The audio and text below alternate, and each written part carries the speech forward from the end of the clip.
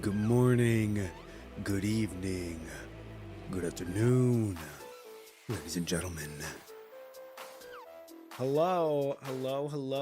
Good morning, good evening, good afternoon, ladies and gentlemen. Hope you guys are having a good weekend. I am popping P1.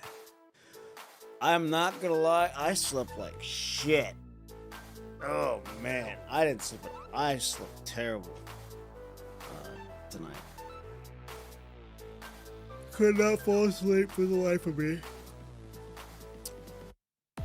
I'm running on maybe like an hour, I think. It's gonna be an interesting one today. It's gonna be a long day, I'll tell you that much. But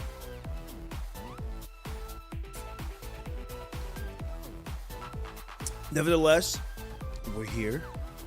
We got the new patch live stream in less than 20 or a little over 20 minutes. I'm excited. Everyone else is excited. I have the stream pulled up and ready to roll. And we're just waiting now for everything else to be in place. I'm excited to see what's going to happen with it. And what's to come from it. Let's see. There we go. Yeah, 20 minutes from now, ladies and gentlemen, we're going to be patching it out. There we go. That's our music done. Okay. Boom. I need to do something else here really quick.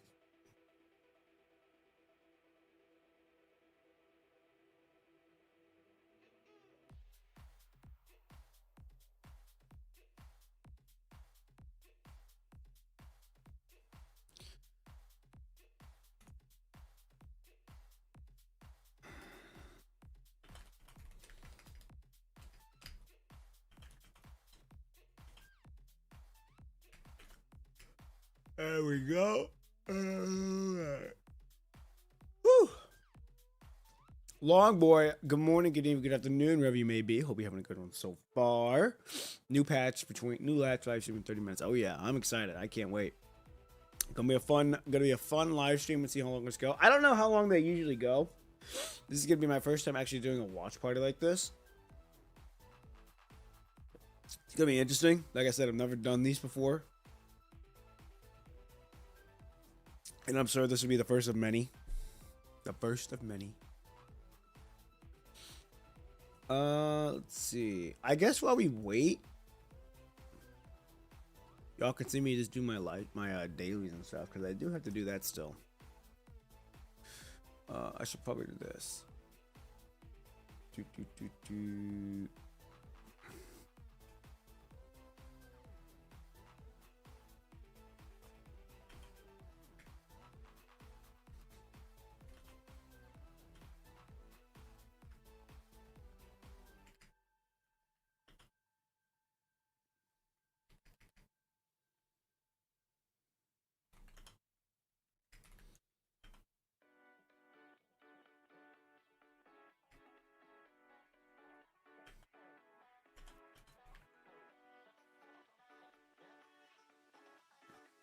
There we go.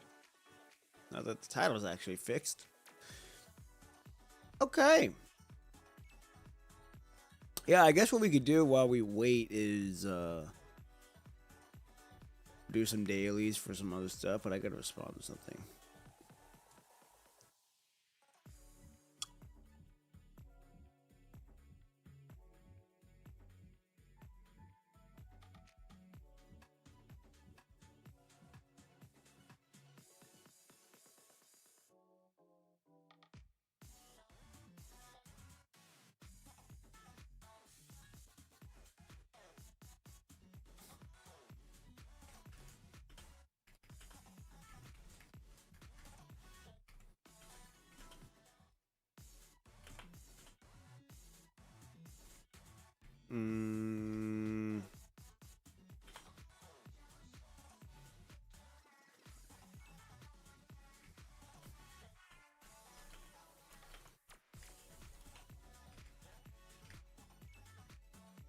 There we go. Okay.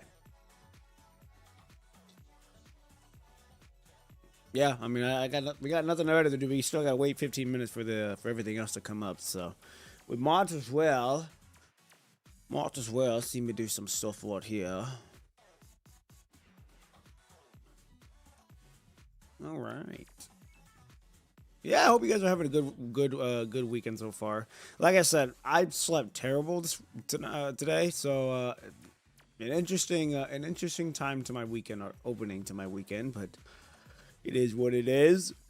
Gonna be a busy day for me with working on content, and then we'll be helping my family out with setting Christmas stuff up. I know we're in November, and we've still got like a little over a month before Christmas actually is here. But we're setting up stuff already.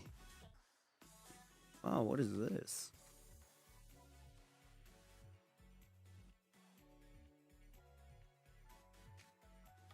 Oh, okay. Oh, interesting. Okay. Oh, okay.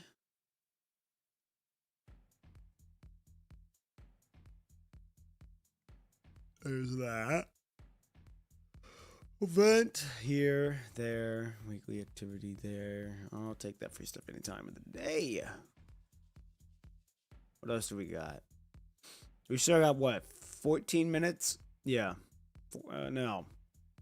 15 minutes now to the live stream, so we're just kind of biding our time here until it actually comes up. Like I said, I don't know how long these live streams are gonna go. I think they go for like maybe an hour. I think.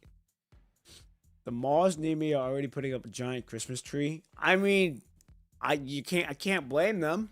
Even though Thanksgiving is still a holiday, we still gotta get through Thanksgiving first. But I'm glad that we're doing it. It's my mom is very passionate about Christmas. She really loves Christmas. So I had to grab all the stuff that we needed to set up this weekend for it. So we were able to do that.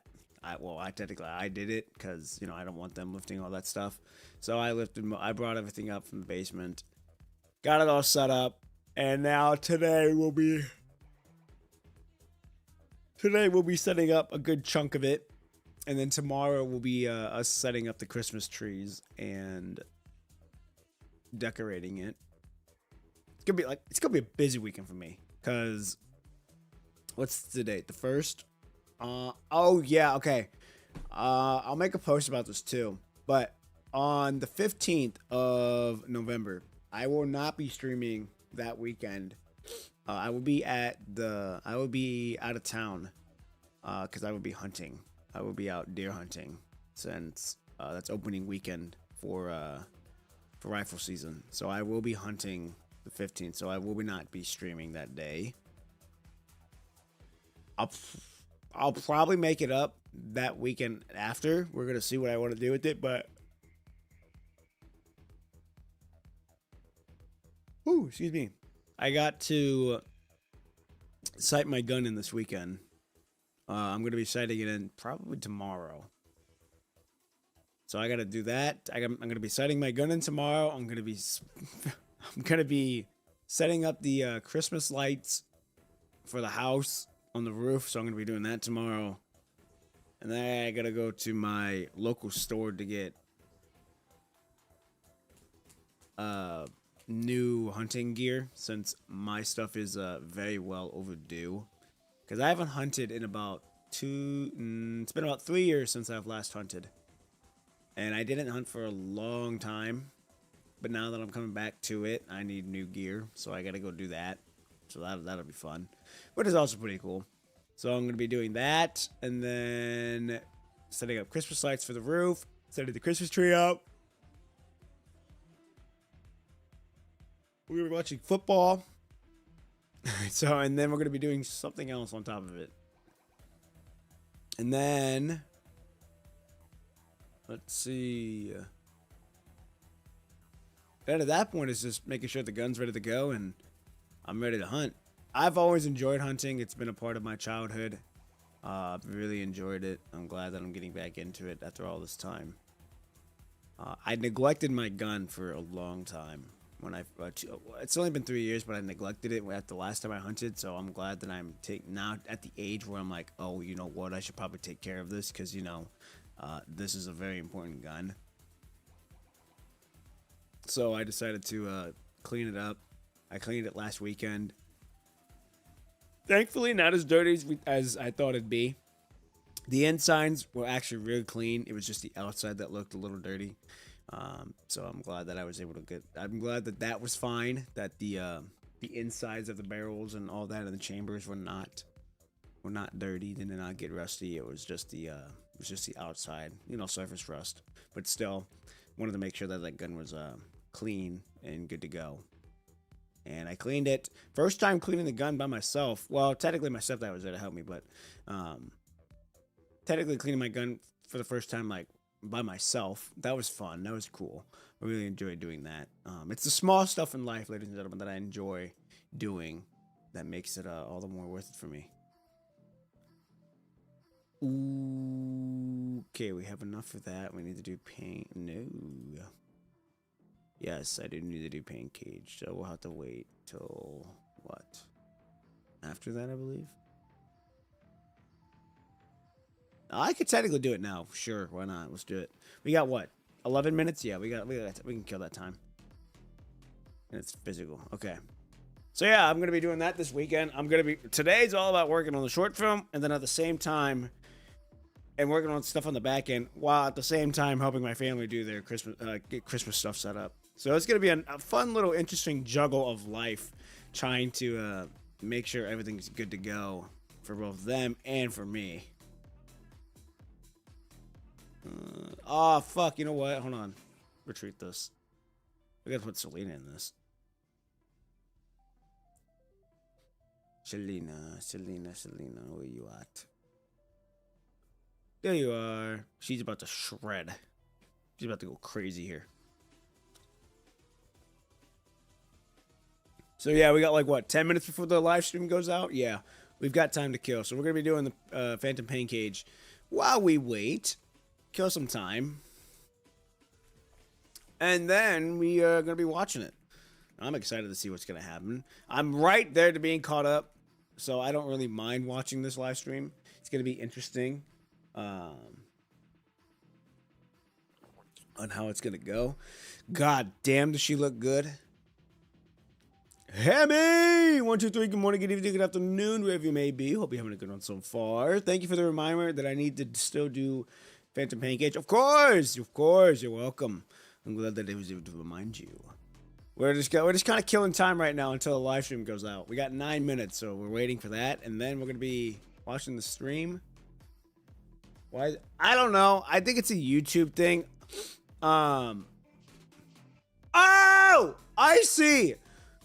Oh, yeah, I know. It's okay. I don't know how to fix it. I don't know why it's doing this. It's been doing it. Oh gosh, it's been. I don't remember. I think it's been.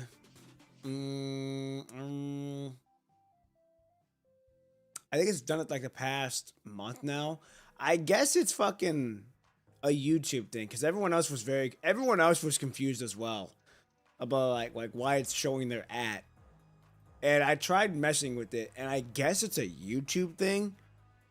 Because when I looked at my settings to try to fix that, nothing was popping up. And I'm not sure why it's doing it. I could not tell you. Pain, yeah, I know. It's oh cops. Oopsie. Oh cops. It is what it is. It is what it is. It sucks. It sucks because I don't want you guys to feel uncomfortable knowing that I'm like knowing you guys' ads like that. Because I know that you guys also have like there's the ads and then there's your actual there's the usernames that you guys put out and then there's the actual ads. And I feel bad that I'm having to say your ads rather than everything else. Nah, it's all good. It's just old as hell. Oh, you're good. It's all good.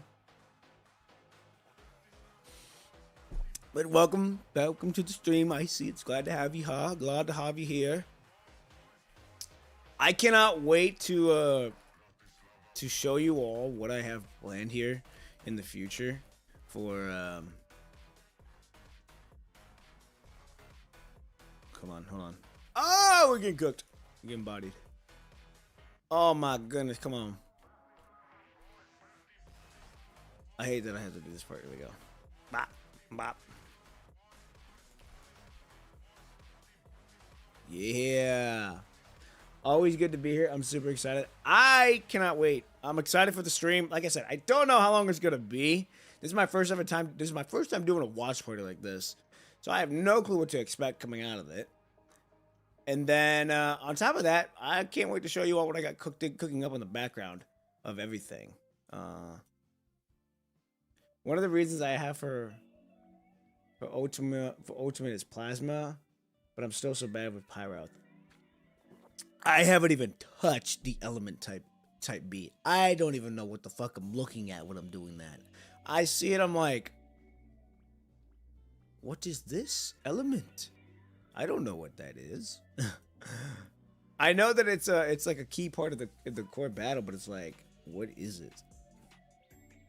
I had to start doing it for more rewards. Yeah, that'll make you do it.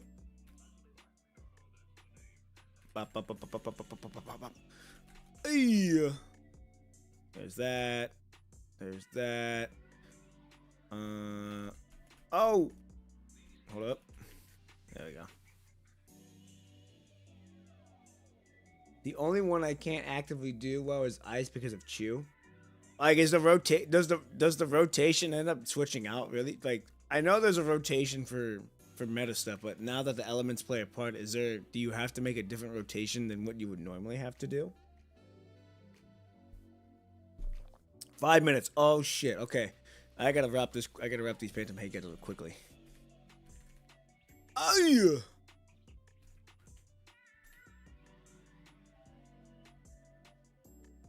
Come on.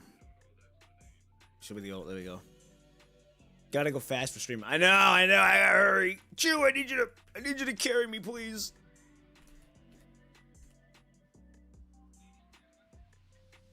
Okay. Oh, we got it. Thank you, Chew. Boom.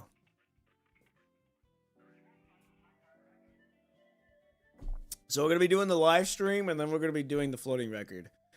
And like I said, I slept like shit. I'm running like on an hour of sleep. I could not fall asleep for the life of me. It was bad.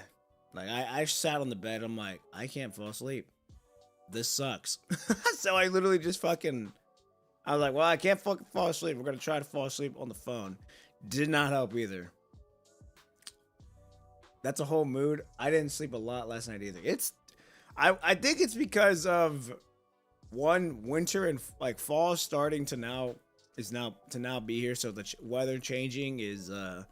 my body's not used to it. Granted, like, I am a sucker for cold. I really do enjoy this fall and winter. Okay, we're getting bodied. Hold on, let me lock in here. Ah! Stop hurting me! Okay, you bloody bastard. Give me this.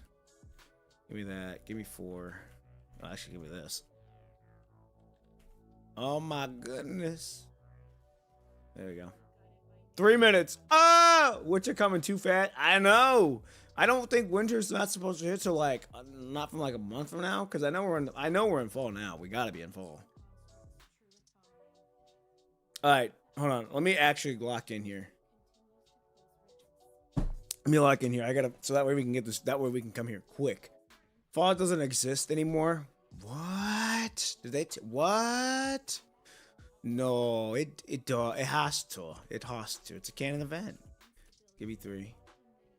Give me 1. Give me this. Boom. Give me you. What do we got? 3 minutes left? Okay, I got it.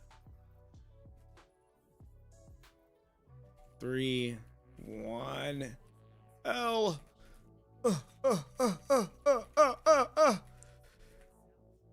15. You might go down with Lee here. Give me that. Give me this. Give me 3. Then give me 1 again. Then hit that. Boom, boom, boom, boom. 2 minutes. 2 minutes.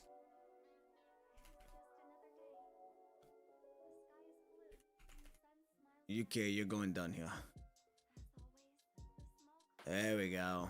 All right, nice. All right, I'm gonna as soon as I got my awards, we're gonna switch to the YouTube and to get ready for the stream. It has to. I mean, it has to, but it doesn't feel like it sometimes. Yeah, you're not wrong. You're not wrong. I like fall and winter. I really enjoy fall and winter because of hoodie season. Hoodie season's where it's at. Hoodie season's where it's at. Like that's where most of my wardrobe is at, is catered to, is the winter and fall. Like I'm able to put on some outfits, and I feel good about them. Okay, we're done here. We got a minute left. I almost exited out of the game. We don't need to do that yet. Okay. Oh shit! It already started. What the fuck? Hold up.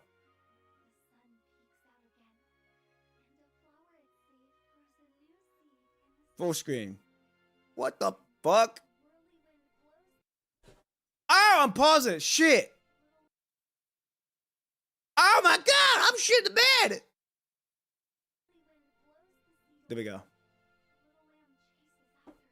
Okay. Sneaks back. It morphs into a big, inky black hand, swooshing down toward the lamb to grab the seed. The little lamb runs. Can you all hear it now? Determined to protect the seed. Ladies and gentlemen, can you guys hear it now? Because she knows that one day the seed will surely sprout. Sounds about the same.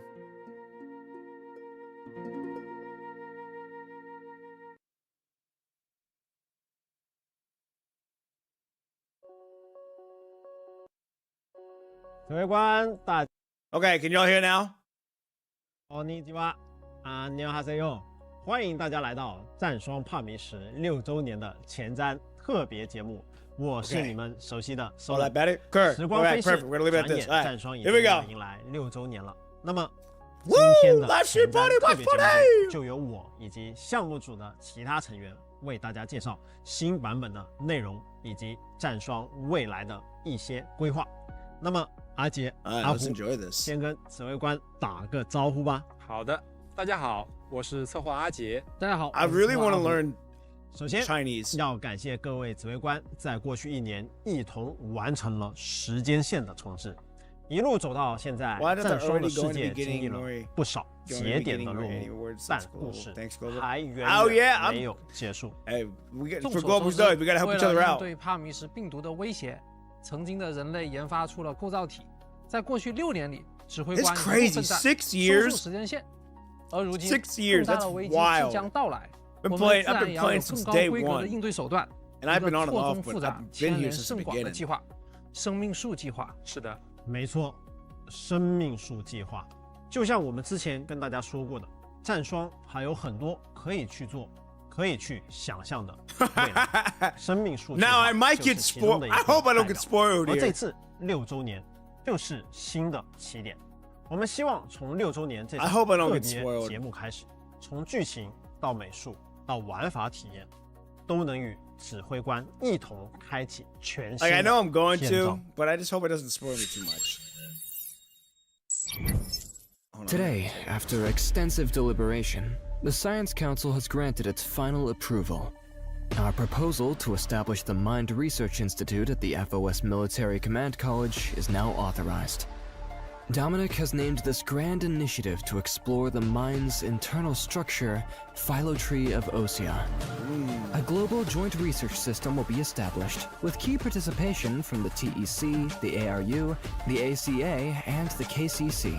From the North Atlantic to the Antarctic, over 100 laboratories will be deployed, each synchronized with ongoing planetary transformation projects to ensure all potential risks meet prepared contingencies. Interesting. Show me the skins. The mission of the Phylotree of Ossia is to penetrate the deepest strata of the mind, to decipher the fundamental principles that allow it to host human consciousness. Our latest findings confirm the existence of anomalous nodes within its structure, and that sufficient infusion of human consciousness into these nodes can grant test subjects remarkable capabilities. One final note, not everyone shares our vision for the future. After the session concludes, you are to keep today's discussion in absolute confidence. Interesting. Oh, is this a new faction? 生命树计划与我们熟悉的意识海息息相关。不同于过往在剧情中出现的各类技术研究，生命树计划比起企划，不如称之为一份蓝图更为妥当。它所探究的是一些更内在、更接近战双帕米什世界本质的概念。需要强调的是，它不是空中花园独有的东西，而是黄金时代的人类曾触摸到的极限。未来还会有越来越多的势力牵扯其中，像是我们所熟知的北极航线联合、阿迪莱all the main 九 factions 龙 are 商 going to be 会 coming together 等 for 等。 this. 我们会逐步揭开这些组织与这项计划千丝万缕的联系。我记得先前的版本里，在各位指挥官的努力下，这个被帕米什摧残的奄奄一息的世界迎来了新的转机，对吧？ Fuck, I'm gonna get 没错， spoiled. Son of 得 a 益于各位 bitch. 指挥官的付出，我们终于跨过了一长段坎坷的旅途。这里既是终点，也是起点。稍作休息后，我们又要重新起跑了。是，也就是说，在这个版本，我们的主线会开启一个新的篇章，踏上新的旅程。要不你给指挥官们详细再说说呗， Oh, wow. 前方有什么在等待着我们呢？这次版本的故 I already got 事， spoiled already. 我们将以利夫新机体的研发为引子，带着 Whoa! 各位指挥官一同揭开生命树计划的一 Damn, 场。 she look good. 利弗，可为什么是利弗呢？因为这个计划与意识海息息相关。在先前版本湮灭残咒中，利夫为了拯救他人付出了相当大的 Wow, they're 牺牲。 talking about that now. 时至今日，苦痛仍旧在折磨着他的意识海。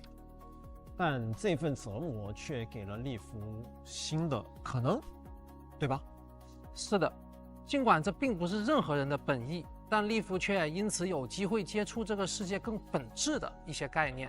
但光是这么说，各位指挥官肯定还是会有些云里雾里，毕竟这些设定听起来还是太过抽象了。确实没太听懂。确实 More 很抽象。 pain. 所以阿杰，让我们拿一些更具体的内容给指挥官看一看吧。好的，那么利弗的新机体在 Oh, 关 we 联 get 了 to 生 actually 命树 see 计 the- 划相关的数据之后呢，被赋予了全新 Oh, wow. 独特的机体特性。而在战斗的过程当中呢，他们也将以更加醒目的方式在这些机体身上表现。 Yeah. 然后这里呢，也需要友情提示一下， Okay. 利弗是这个版本特殊的研发角色，版本结束后将暂时无法通过其他途径去获取。最重要的是，有了这个计划，利夫一直以来意识海的隐痛终于有机会得到解决了。 Might finally be cured. Wow. 但真的有这么完美的计划 I 吗？ was gonna say, we can 好 buy 像 what's 有了 core. 它，一切问题也就迎刃而解了。命运的馈赠是有价格的，甚至许多概念与知识本身就是代价的一部分。这份蓝图上，人类未知的地方还有太多太多，而且别忘了，科学理事会只是立项明确了它，不意味着其他人对此就一无所知。那看起来好像场面也会很复杂 Sounds like 哦。没错，不只是先前提到的人类各方势力，还有升格网络以及红潮等存在都会出场。他们会在新剧情里展示出各自的立场和诉求。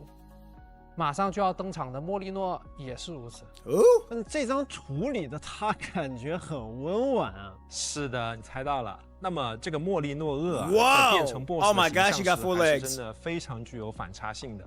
那么一阶段的时候呢，他的攻击非常凌厉和多变，他的骨扇和骨剑基本上就是一个攻防一体的状态，而他也会利用蛛丝进行移 Reminds 动 me 和 of 攻 the 击， hive mode. 并且 I know a hive 他在 mode. 释放蛛网命中玩家时，会将玩家束缚在原地，此时指挥官甚至无法进行移动，也是希望各位指挥官要留意他的攻击哦。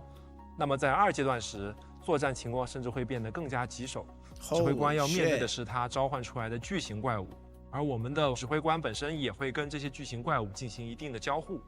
那么在最后一个阶段时， She's got 召唤物 3会与他 phases. 进行一些交替攻击、协同作战，带来更加连续的打击，给各位指挥官带来不小的考验。听起来就相当有难度。我就知道一定会变成这个样子。相信不只是阿杰说的，指挥官们肯定还会有其他的疑惑。他前后的形象反差怎么会这么大呢？他隶属于哪方阵营？他和他身后的存在的目标又是什么？这些问题就得指挥官亲自去探寻了。OK， 那要不我们再回头说说利弗吧。毕竟是阔别已久的新机体了。虽然听上去它是新剧情里的重要战力，但想来各位指挥官的心里更关注的肯定还是利弗本身。他过得怎么样？他最近还好吗？再次与指挥官相遇的时候，又会有哪些变化呢？那这就是独属于利弗与指挥官之间的故事啦。是的，独属于利弗与指挥官的约会，利弗好感剧情也会随着版本一同上线，为了寻求童话故事里的结局，二人一同踏上了返回利弗故乡的旅途。重返的不仅是一个地方，也是一段回忆。利弗与指挥官之间的点点滴滴，就像托举飞鸟的风，彼此相依，又彼此柔软。快去赴约吧，指挥官，利弗还在等你。Okay. Oh boy. Oh, did we get to see a glimpse of it? That's gonna be nice if we get to see a glimpse. It's the latest technology that directly interacts with the mind. If there really were a Noah's Ark, I wish to be the dove to bring back the first olive leaf.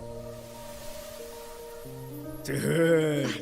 But allow me to cling to this warmth just a little longer. The music!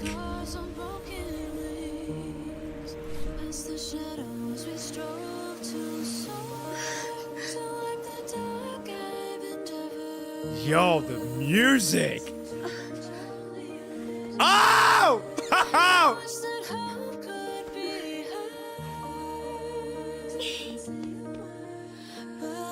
Oh shit!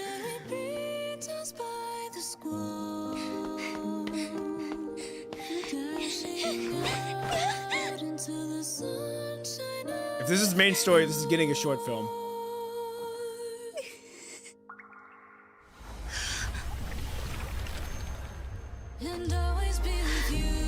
Hey!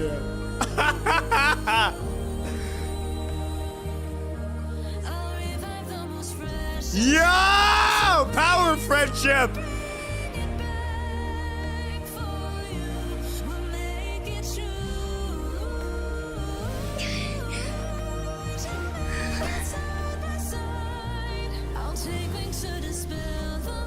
Nice.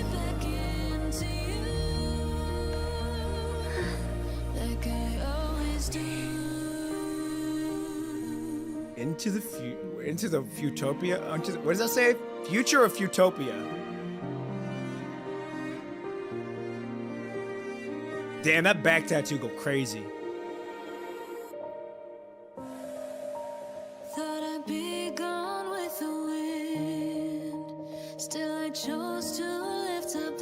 New Omni frame. Wait, they're bringing those back? Oh no, let's transcend it. Never mind.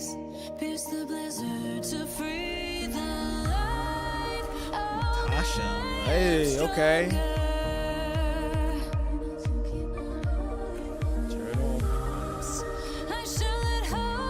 Here we go. Here's the skins. Damn! She got pink hair. Oh, it's for Ishmael. Fully voiced. Oh! That's Luna? Whoa. Holy shit, what are these skins?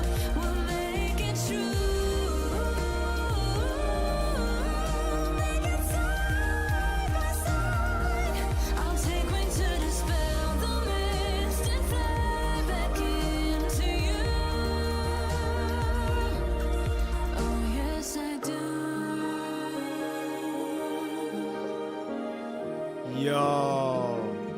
Relive iconic battles and view pieces of the past. Oh, okay. Luna's getting a character leap? What? Already?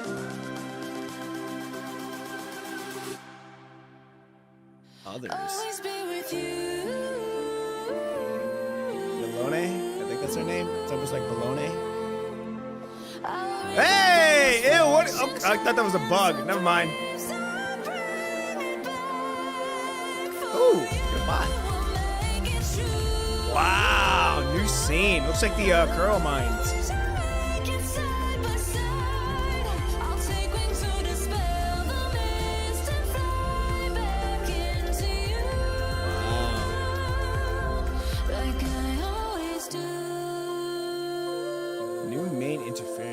Interface. Yo. Looks good. Holy shit, this is gonna be jam-packed. This is gonna be a jam-packed day and the grippers are out. That's crazy. That face tells me it's not gonna be a fun time, but it's gonna be a time nonetheless. Hello， 先跟指挥官打个招呼吧。好 ，Hello， 大家好呀，我是美术阿 J。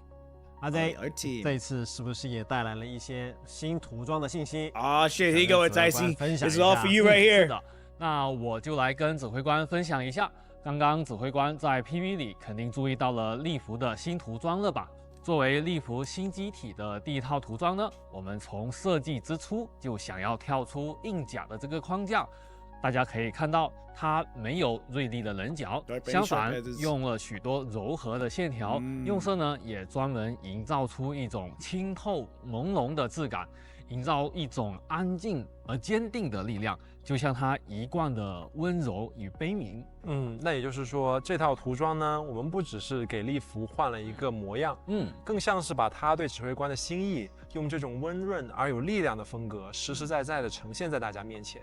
其实这套涂装的设计也藏着我们最近美术上的一些方向，把角色的性格和情感揉进设计里。Which is very cool。就像利福这套涂装，用柔和感呼应它的温柔特质，让涂装不局限于外观，更是角色的另一种表达。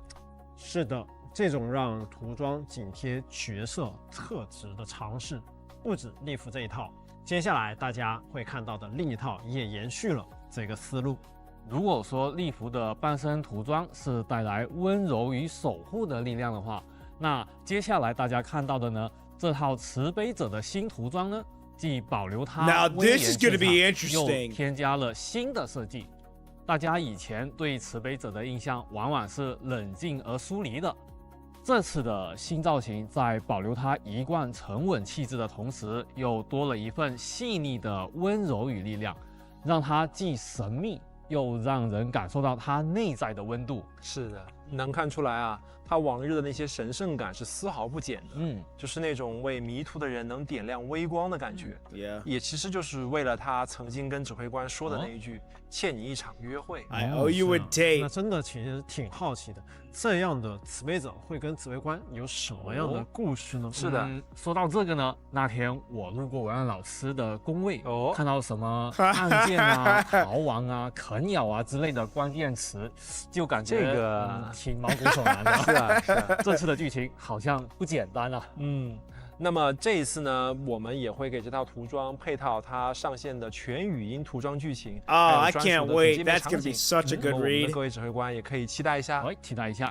是，尽管剧情不能抢先给指挥官透露，但是主界面场景还是可以的。是，这个呢是慈悲者调节时空的小空间，就像是有多维时空交错到了这里，在交错的时空相会，在轮转的历史里并肩，与剧情中慈悲者和指挥官的关系可以说非常契合了。那么除此之外的其他涂装，要不也一起介绍一下吧。Oh yeah, here we go. Here are the other 可以先给指挥官预告一下，我们这个版本呢还有2套新的涂装，相信刚刚大家在我们的版本 PV 当中也已经见过了。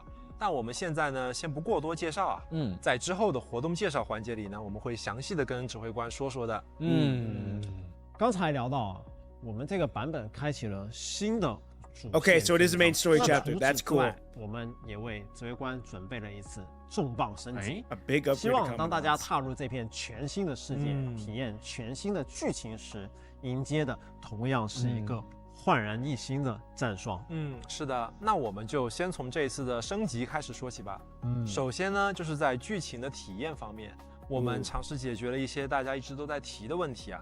比如说呢，指挥官之前一直都在反馈的早期剧情不易读，剧情较为冗长，门槛太高，剧情进度与玩法绑定等等问题，都会在这个版本得到解决。OK， 那其实可以说，我们这一次对整个剧情系统都做了overhaul That's awesome。那么我们首先是剧情浏览优化，我们也是考虑到了大家跳章节过剧情嘛，会难以快速的带入剧情主线的问题。不管是新指挥官还是老指挥官，再度回味的时候都有新的体验。是的，那么除了这个之外呢，指挥官在通关1-12这个关卡之后，就可以解锁我们的全部剧情啦。也就是说，包含主线、浮点等剧情都可以直接体验。是的，是的，那能让指挥官更好的沉浸在战双的世界中哦。那我既然可以快速了解早期的剧情，以及又解锁了全部剧情，那在面对巨大的文本量时，要怎么筛选我想看的剧情呢？这就不得不提我们的下一个优化了。我们新增了一个剧情篇章的时间轴展示模式啊，大家可以拖动时间轴到想看的时间点，就是可以看到我们在对应的这个时间轴节点下的剧情篇章啦。那除此之外呢，我们还新增了一个以机体作为索引的一个剧情功能。也就是说，按照不同机体分类了剧情，后续指挥官想看哪个机体的剧情，直接就可以点击查看了吗？是的，每一台机体都有自己的故事嘛。那不论是否曾经在主线并肩作战过，但都值得我们重新去回望。那么也希望这样的优化能让指挥官们更轻松地拾起那些记忆，重新感受到那份连接与共鸣。这个确实我觉得很好。刚刚还说到剧情关卡方面也做了一些优化，要不也一起说一说？好，那么首先是剧情与玩法的绑定上，我们做出了一定调整。指挥官在达到一定等级后呢，即可解锁对应的玩法，无需再通关相应的剧情了。那除此之外呢，我们还给剧情新增了一个书签功能。对，当我们退出剧情之后啊，重新进入该章节呢，就可以重新回原来的剧情位置。That's cool. I do like that. That is 不同 nice. 需求呢，我们也给剧情增加了一个全新的速通模式。当指挥官达到40级之后，如果选择速通模式进入关卡呢，就能直接开启战斗快速通关，整个节奏会变得更加紧凑。这次的调整同样覆盖了一部分剧情演出类关卡，指挥官可以自由选择是完整观看剧情还是快速通关。是的，另外呢，还有个关于速通模式的细节需要指挥官特别注意一下。当前版本刚刚更新的这一些新剧情暂时还不支持速通，但是大家放心，等下一个版本上线时，本期的剧情关卡就会同步开启速通。是的，结合前面剧情浏览的优化来看，无论我是想快速看剧情，还是快速体验玩法，都可以在这个版本进一步实现了。有不同玩法偏好的指挥官都能找到适合自己舒服的节奏。那么剧情系统整体的体验这块做了这么多优化以外呢，还有另外一个大家都经常用到的系统，我们也做了很多的优化。那就是我们的编队系统了。那么这一次的编队系统当中呢，我们可以定制的内容更加灵活了。相比于之前，我们的角色武器、武器共鸣、武器协阵、意识搭配、辅助机和技能的选择等等，都可以被记录到我们的编队当中。而与此同时呢，我们也开放了更多的可用编队带给到我们的指挥官。那这样的话，我凹分的时候就不用手动切意识了。是的，那么以上就是我们这个版本的优化内容啦。后续我们还会像之前承诺的那样，不断的对各位指挥官的游玩体验进行调优。It is nice that they are listening. 是的，我们一定会不断优化指挥官的游戏体验。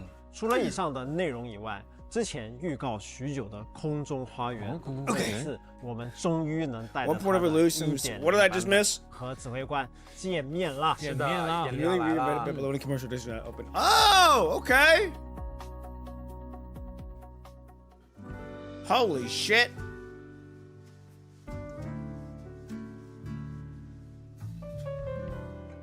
之前的节目中我们就提过，空中花园作为主线的关键场景，一直都是战双世界的象征。我们希望它不仅仅存在于剧情里，更能真正成为指挥官与构造体们共同生活、共同建设的空间。这一次带来的空中花园箱庭玩法，就是我们对这一愿景的具象化尝试。经过长时间的打磨，它终于要正式和大家见面了。是的，我们现在所在的位置其实就是空中花园的咖啡厅，但空中花园可不止这些。举个例子，你手中的这个咖啡，它所使用的水就是经过了整个空中花园几乎所有的系统之后才送到你手里的。哦，那么我们就来给指挥官一点点的介绍。Hold on, this is what I think it is. Short films are gonna go fucking crazy here. Distinguished guest, Babylonia's Grand Water is honored to serve you. Data loading. Commencing file playback. The supply network of Grand Water spans every corner of Babylonia, dedicated to serving every human being. Our mission is clear, to provide the essence of life for every child of humanity for Earth. Beneath Babylonia lies the Water Recycling and Supply Control Center. It recovers water molecules lost through unintentional and accidental processes, routing them through the recycling system to the production HQ. The Grand Water Production HQ is situated within the life support production base in Babylonia's lower sectors. Each day, purified water departs from here, flowing throughout Babylonia in various forms. It goes without saying, the largest consumer remains the residential sector in the mid-levels. That's crazy, we're gonna need water. Recent conservation efforts have slightly reduced its usage. Now, the commercial district above it leads in usage. Its extensive public gardens and commercial facilities rely heavily on our continued supply. The most logistically demanding area is the ring sector, where our crew still handles everything by hand. Remember that classic Golden Age film about manual spacecraft docking? Yup, just like that. We'd also like to thank the Babylonia Task Force for their unwavering support. With access to the military aerospace port, our vessels complete vital water runs. And in turn, we are proud to be one of their primary hydration suppliers. Our pipelines run to the Dominic Memorial Plaza, the military base, and the command sector, all the way to the Science Council, whose research shapes the world we live in, and even to the enigmatic Gestalt sector. And before you ask, nope, I've got no idea what goes on in there either. Want to go further up? Apologies, but our pipeline tour ends here. Beyond this point, our water must pass through the highest grade security checks before ascending via the central transport elevator. And finally, our water is delivered to the hands of Babylonia's esteemed leader, President Hassan. So, raise your bottle to humanity from humanity. To provide the essence of life for every child of humanity for Earth. Wow, we just got an ad for water.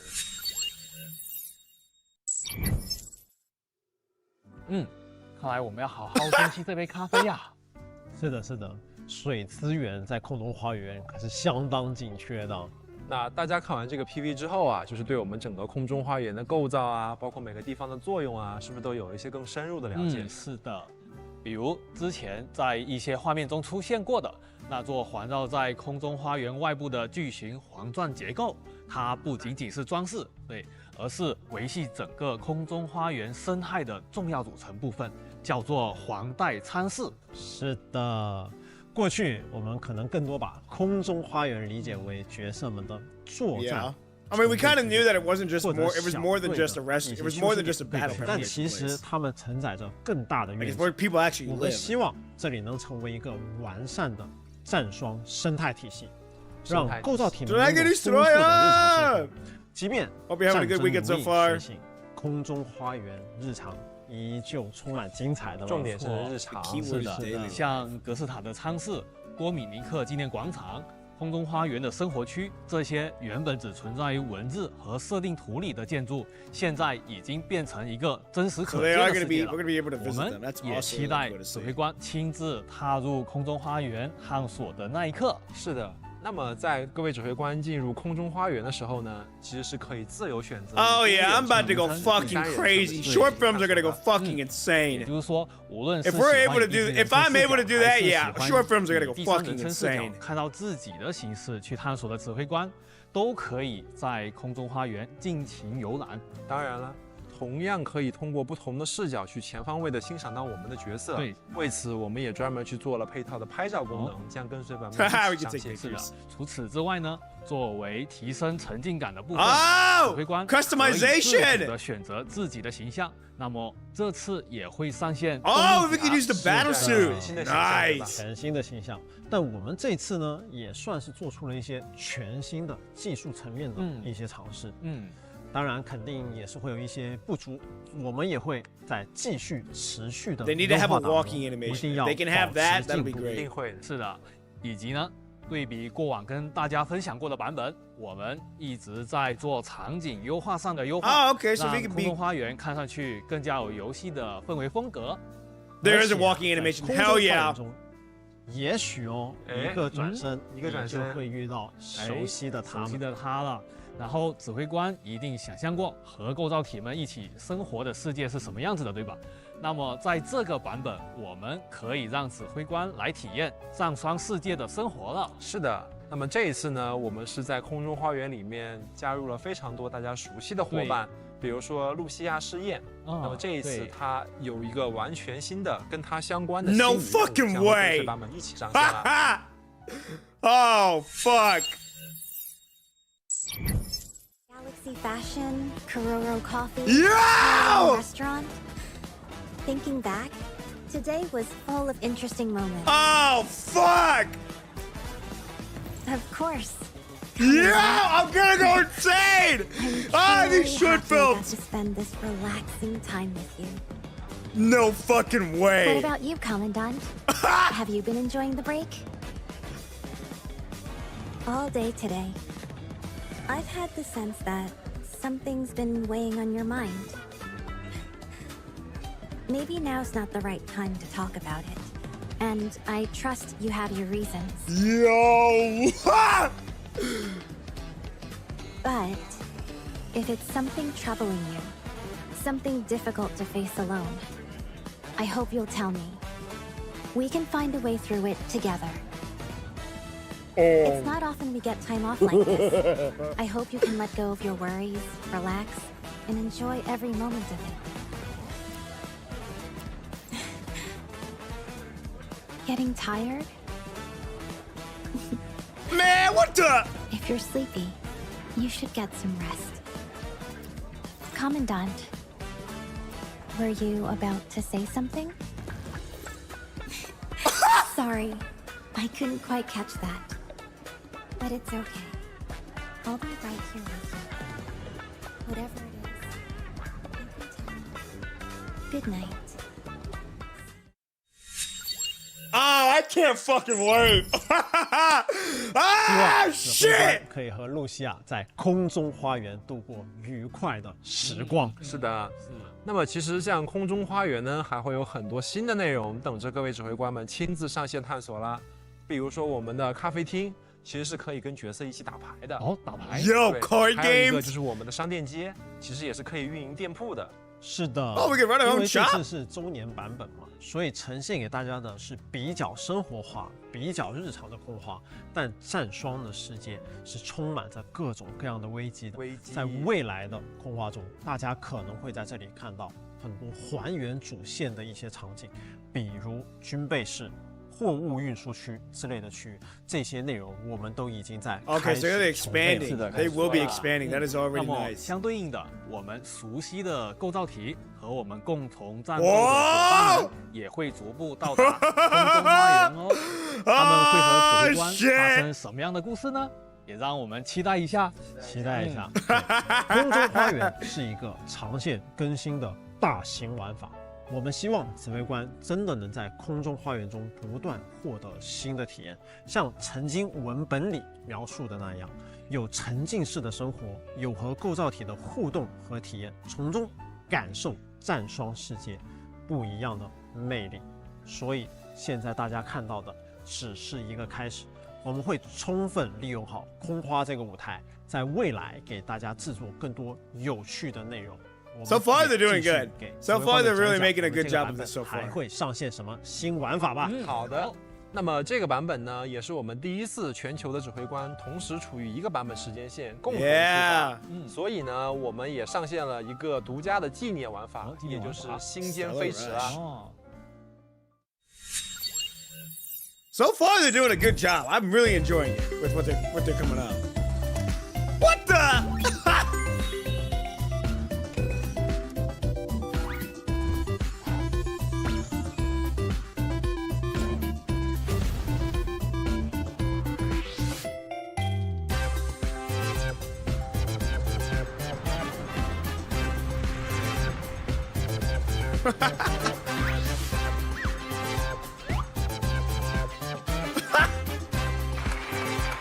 Oh, it's all of them!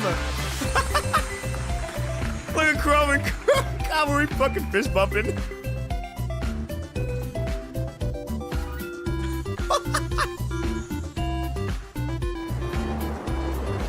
Yo! 那其实星间飞驰这个游戏呢，也是很简单的啦。 Bro, the chibi's look so good. 指挥官们根据自己的喜好还有判断，去选择对应的角色进行支持。那么比赛开始之后，这些角色会在体内驾驶车辆，会采集信号球，并且释放相应的技能，最终到达终点会有一个排名嘛？排名对，所以我们的各位指挥官会根据这个排名结算，得到相应的分数和奖励。 Do we get to race with each other? If we could race with each other in the guild, that'd be fucking awesome. 角色在局内的表现，选出前3名。刚才的 PV 里啊，我还注意到灰鸭小队的赛车好像都有各自的设计，那是不是所有参赛角色都会拥有这样的专属定制的库洛洛赛车呢？哎，是的。那在这一次的比赛中，我们为每一个角色都打造了专属的主题赛车。同时，在观赛画面中，that would be so fun。角色 Q 版形象在赛道上丰富的神态与动作，来给整场赛事增添一些小趣味，小趣味。是的。 那么除了星间飞驰呢，这个版本还会上线绵梦这样一个消除小游戏啊，对啊，听名字是不是挺可爱的？那么在这个玩法里面呢，指挥官将担任利弗的梦境调理师，去消除那些小羊方块，给利弗来提供最优质的睡眠。那除此之外呢？这个版本还会上线我们神迹起输入玩法，全新的一个赛季亡命死境啦！亡命死境，对。 所以像之前啊，天启4骑士的角色莉莉丝也将首次加入混战。那么本次更新呢，除了加入角色之外呢，还有相应的角色升级、饰品、符文强化等等诸多机制啦。那么也是希望能给各位指挥官带来一些不一样的体验。那我可要好好的摩拳擦掌一下啦。最后就是我们的周年老朋友战术研习汇编啦。那么这一次也会同步更新非常有纪念意义的5个关卡。5个关卡？对，好期待呀！ 好，那接下来我们来给大家讲讲周年here's what a lot of people are looking for. 行，首先呢是我们非常熟悉的周年3日签到活动啊，指挥官登录3日就可以免费获取2500的活动角色研发券，还有一个全新的界面场景，以及6周年相应的纪念头像和纪念藏品，以及星落汪洋活动，也就是大转盘，指挥官可以每天上线获取1次免费研发次数，共14次哦。 那是不是也可以分享一下这次周年场景的一些？ I would say the main, yeah, I would say this. I want to hear about this. 可以看到这个场景是一个相对比较温暖的午后街道，那是我们希望在6周年指挥官能够在每次登录游戏时候小憩片刻。是，过往我们尝试过各种风格的主界面场景。 目的是希望指挥官能够在上手体验涂装角色的时候，能有更适配的场景可以用。所以这个场景既是对新的周年的一个祝福，也是对过往的一些设计概念。Which is nice. I do like that they are continuing on. 那像我们其实之前的一些涂装系列啊，比如说新生活、往昔重战，还有泥场系列，其实这些涂装都还蛮适配这个场景。是。 那说完了周年场景，我们是不是也应该给指挥官们分享一下这次周年纪念意识？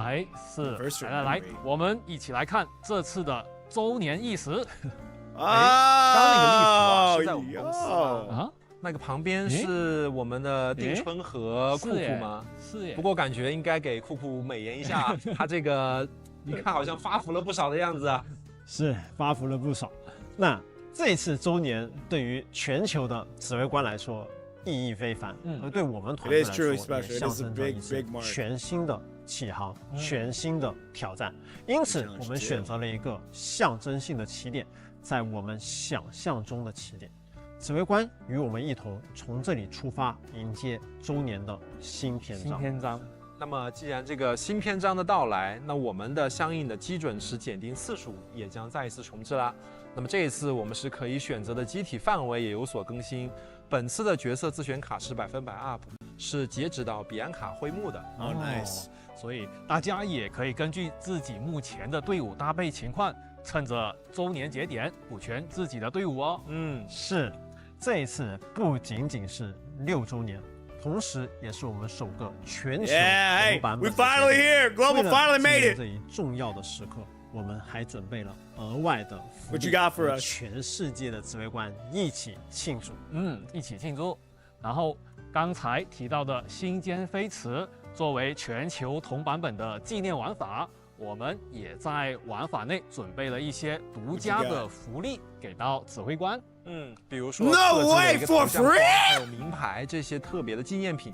不过相比之下，最重磅的还是我们的露娜全新特效涂装涂鸦法则。Bro, it's like fucking Cyberpunk type B。和全球指挥官的见面，露娜还开启了一场属于她的 Please tell me we get a story for her 旅行。Oh, please tell me we get a story. Yo!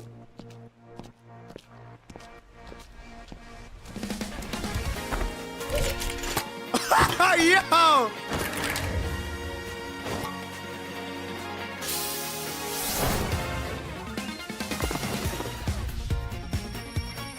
Hey, I fuck with the music.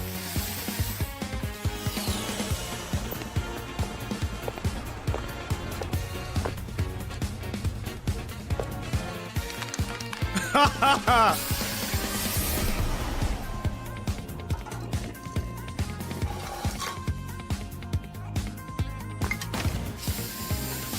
Dude. She's just standing there. Menacingly!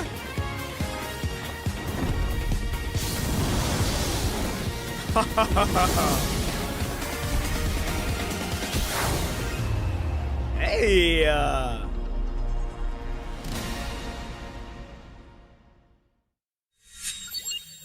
Man, make this a story. Please tell me there's a story to this. 想必啊，露娜在这次精彩的环球旅行当中，应该也收获了很多与指挥官的珍贵回忆。没错，这套露娜的全新特效涂装，在版本更新后，将作为全球同版本的特别礼物送给各位指挥官，直接送。是。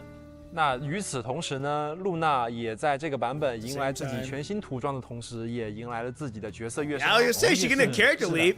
这次看起来好像操作门槛还降低了一些，是更好操作啦。希望能够大家配合这一次的新涂装的战斗特效以及这次的跃升，能让大家在这个版本里面使用露娜的时候，能打出更加丝滑、更加亮眼的操作。是。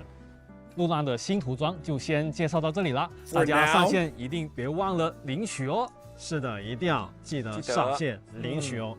之前跟指挥官还提到过，我们的部分涂装会留到版本活动部分再介绍嘛。那么刚刚已经介绍了一套露娜的特效涂装了，现在是该介绍下一套啊。是好。It's icy. You gonna be eating good with the skins. 深红蚯蚓，在这钢铁的长夜里。伴随着发动机的轰鸣，它就像是夜中的骑士，继续预示着灵魂前行。那这套涂装我应该怎么获取呢？那就我来跟大家说一下吧。那么这个版本首次充值任意金额就可以直接获得这全新涂装了，并且you gotta buy the damn thing. Well, of course you gotta buy it. 一并获取。对，如果之前呢大家已经充值过了，那么在这个版本更新之后，重新进入活动界面，就可以直接领取新增的深红蚯蚓的涂装了。所以就是无论是首次充值还是曾经充值过的指挥官，都可以获得新旧两套涂装。是的。大家不要忘记线上领取哦。那么除了手冲重置呢，这一次的版本还给各位指挥官们准备了一个特别的礼包哦，5红卡就可以直接获得一个露娜中烟的机体，还有相关的其他内容啦。不错，That's not terrible。与此同时呢，我们的亲手签到也迎来了相应的升级。那么过去呢，我们亲手签到是可以获得500张的基准角色研发券嘛。那么这一次升级之后呢，新手指挥官将可以额外获得1500的基准角色研发券，1500，还有包括自选的武器礼包。它的 Selectable weapon? Okay, that's not terrible. 哦，此前已经完成过这个签到活动的指挥官也不用担心，在免于二妹之境版本更新后，我们会通过邮件补发奖励差额，确保大家都能够拿到完整的福利。后续详情就见后续的官方公告啦。是，以官方公告为准。是的，那么这一次的周年呢，我们同时也会上线一个夜华流速的活动。那么累积消耗红卡满足一定的数额之后呢，就可以最高获得包括2250的活动角色研发券，以及自选的一个涂装。Coding of your choice。也顺便提醒一下各位指挥官，归途之旅回归邀请活动于今日正式开启。您可以邀请许久未曾回到藏霜的藏友，共同见证藏霜的新篇章。成功邀请后，还可以获得奖励哦。那么最后就我来简单总结一下吧。在免于恶魅之境版本更新之后呢，指挥官们可以免费获得包括24抽24抽露娜中烟的特效涂装奖励，还有一些其他的版本活动的相关奖励了。那么同时呢，还有我们的基准时检定重置、机体100% up 等相关活动。对，好，那现在就让我们和指挥官一起喝杯咖啡，休息一下。对，先到惯例，给指挥官献上兑换码，一会再见了。Grab it! Looks like we're on to say we're about maybe halfway. I want to say we're halfway. But this is really good. Really, really good. They're doing a good job so far. I think they're catering to a lot of people and making sure everyone's doing well with it. So, guys, good morning, good evening, good afternoon, wherever you may be. Uh-oh, hold on. Oh, who's this?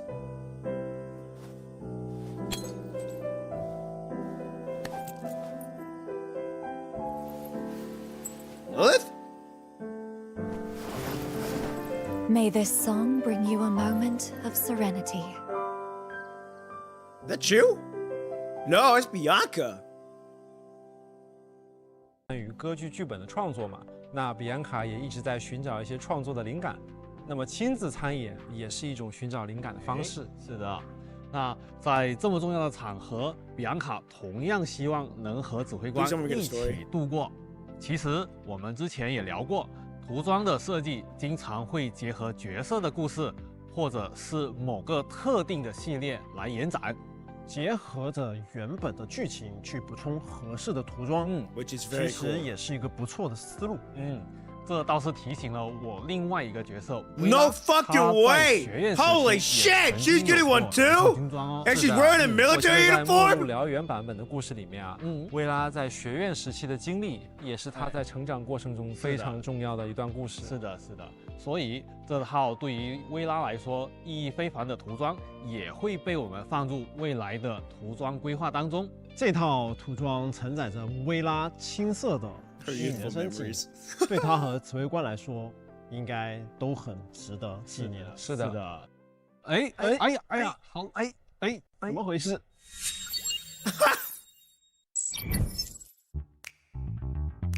？No shit! No way! So now I'm getting another one?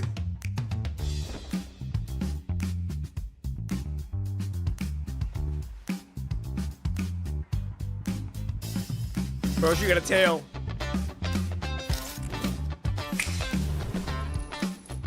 Ha! What the hell? She got a unicorn? It's a narwhal.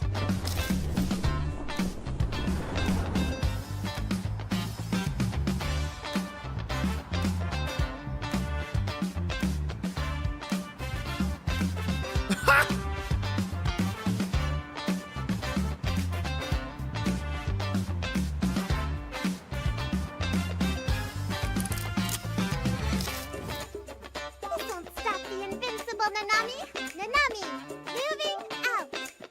Huh? Holy shit! They're just dropping 整个 skins 城 after 市 skins 都 after 被漆 skins. 石这次闪耀登场点亮了。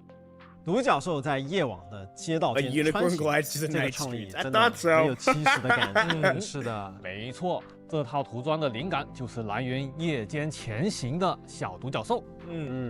我听说啊，这套涂装的设计过程还挺魔鬼 I 的 can 哦。 only imagine. 刚才 PV 里大家也看到了，这套涂装把独角兽和涂鸦艺术两个风格混合到了一起。其实我们一开始也是挺头大的，这个两个元素的风格差距其实挺大。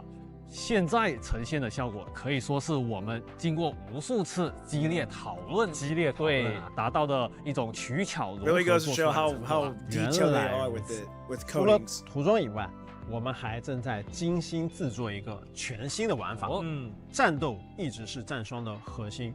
我们也在不断挖掘战斗的深度。现在就到了交出 Oh shit! What's the new gameplay gonna be like? 那么之前呢，我们有跟指挥官分享过这个玩法的概念和规划嘛？那么这一次也是到了我们希望能让大家一起看一看我们最近的制作进度的情况了。进度啊。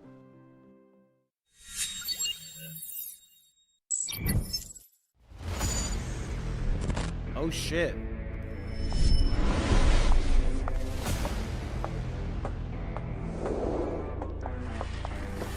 Wait, hold on, 3v3?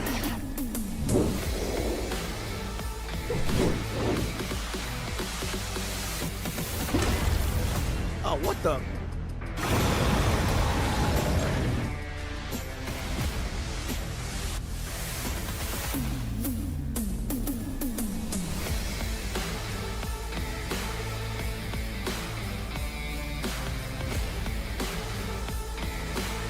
Hold on, is this it's co-op back? Is this raiding? Is this the raid?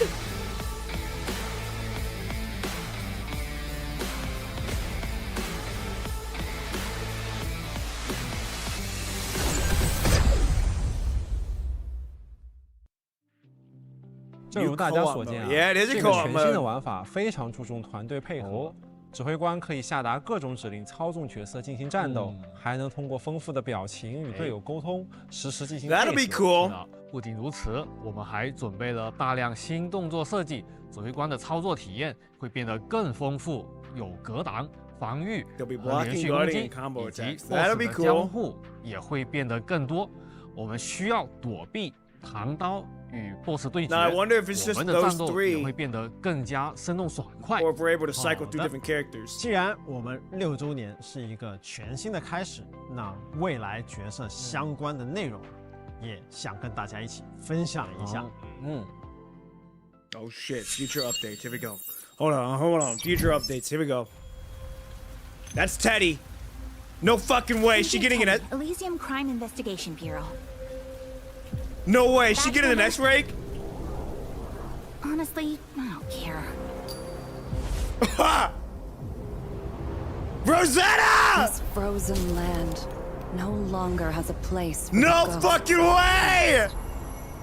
Oh! About damn time! The departed drift as echoes of the truth. Yo! Now let us take flight and teach Okay, them. she's part of that cowboy shit that's going on. I don't know about that one, but I know that that's happening. I won't allow the sun to set. Cabo! Finally! He getting one! He getting one! Oh, who's the Oni? Is that Noctis? No! Alpha! Found you. Holy shit!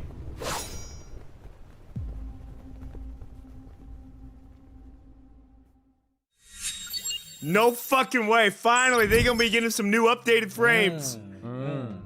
在未来，因为生命树计划的研究，不仅让空中花园卷入其中，更多势力也参与到了这个计划之中，也许主动，也许被动。是的，所以呢，像刚刚 PV 中看到的罗塞塔也即将迎来它的新篇章。 About damn 而墨尔本 time. 呢，似乎陷入了一桩神秘的案件。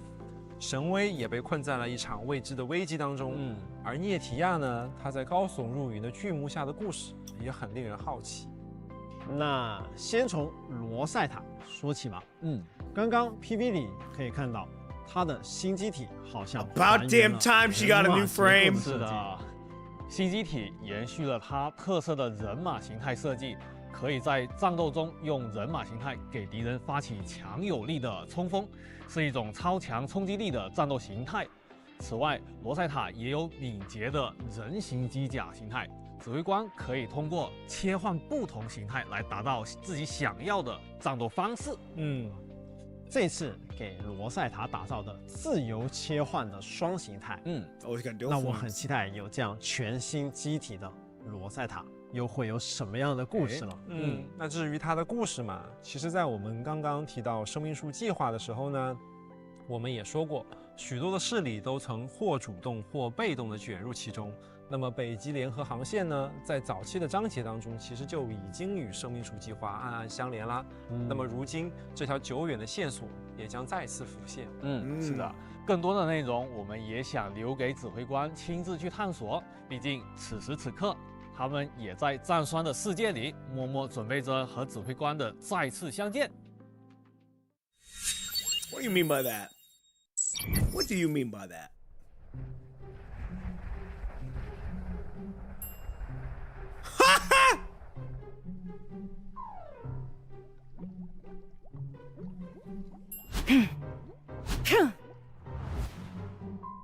I like the art style. Another one! Tonight we feast! Sit back and relax. The fish will bite when the time is right. No need.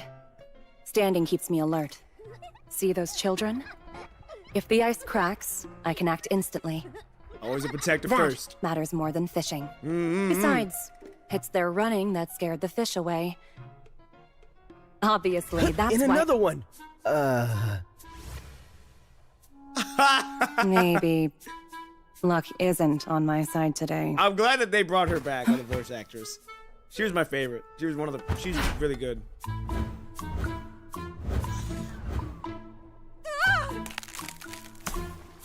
Uh-oh.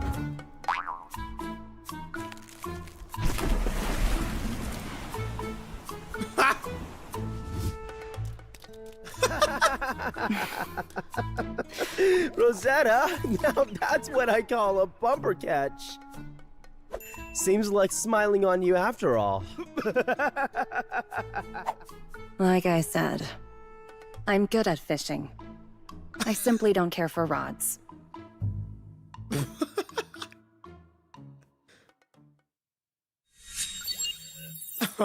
Okay.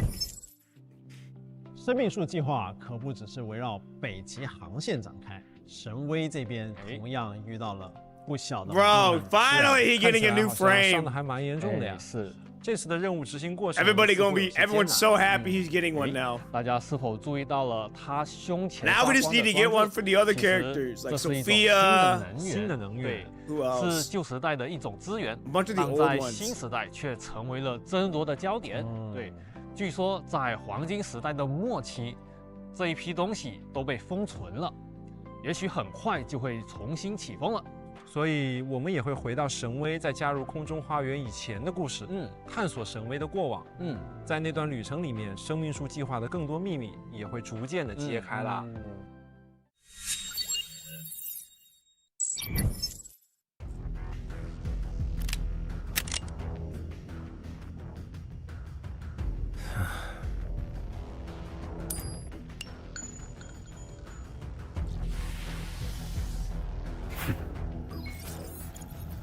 Chrome needs a new one as well. That's who else.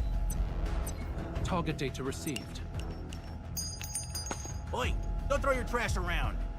Captain, are we there yet? This ride's taking forever. We're on station. The landing zone is... Come on, let's go! Strike up! Commencing operation!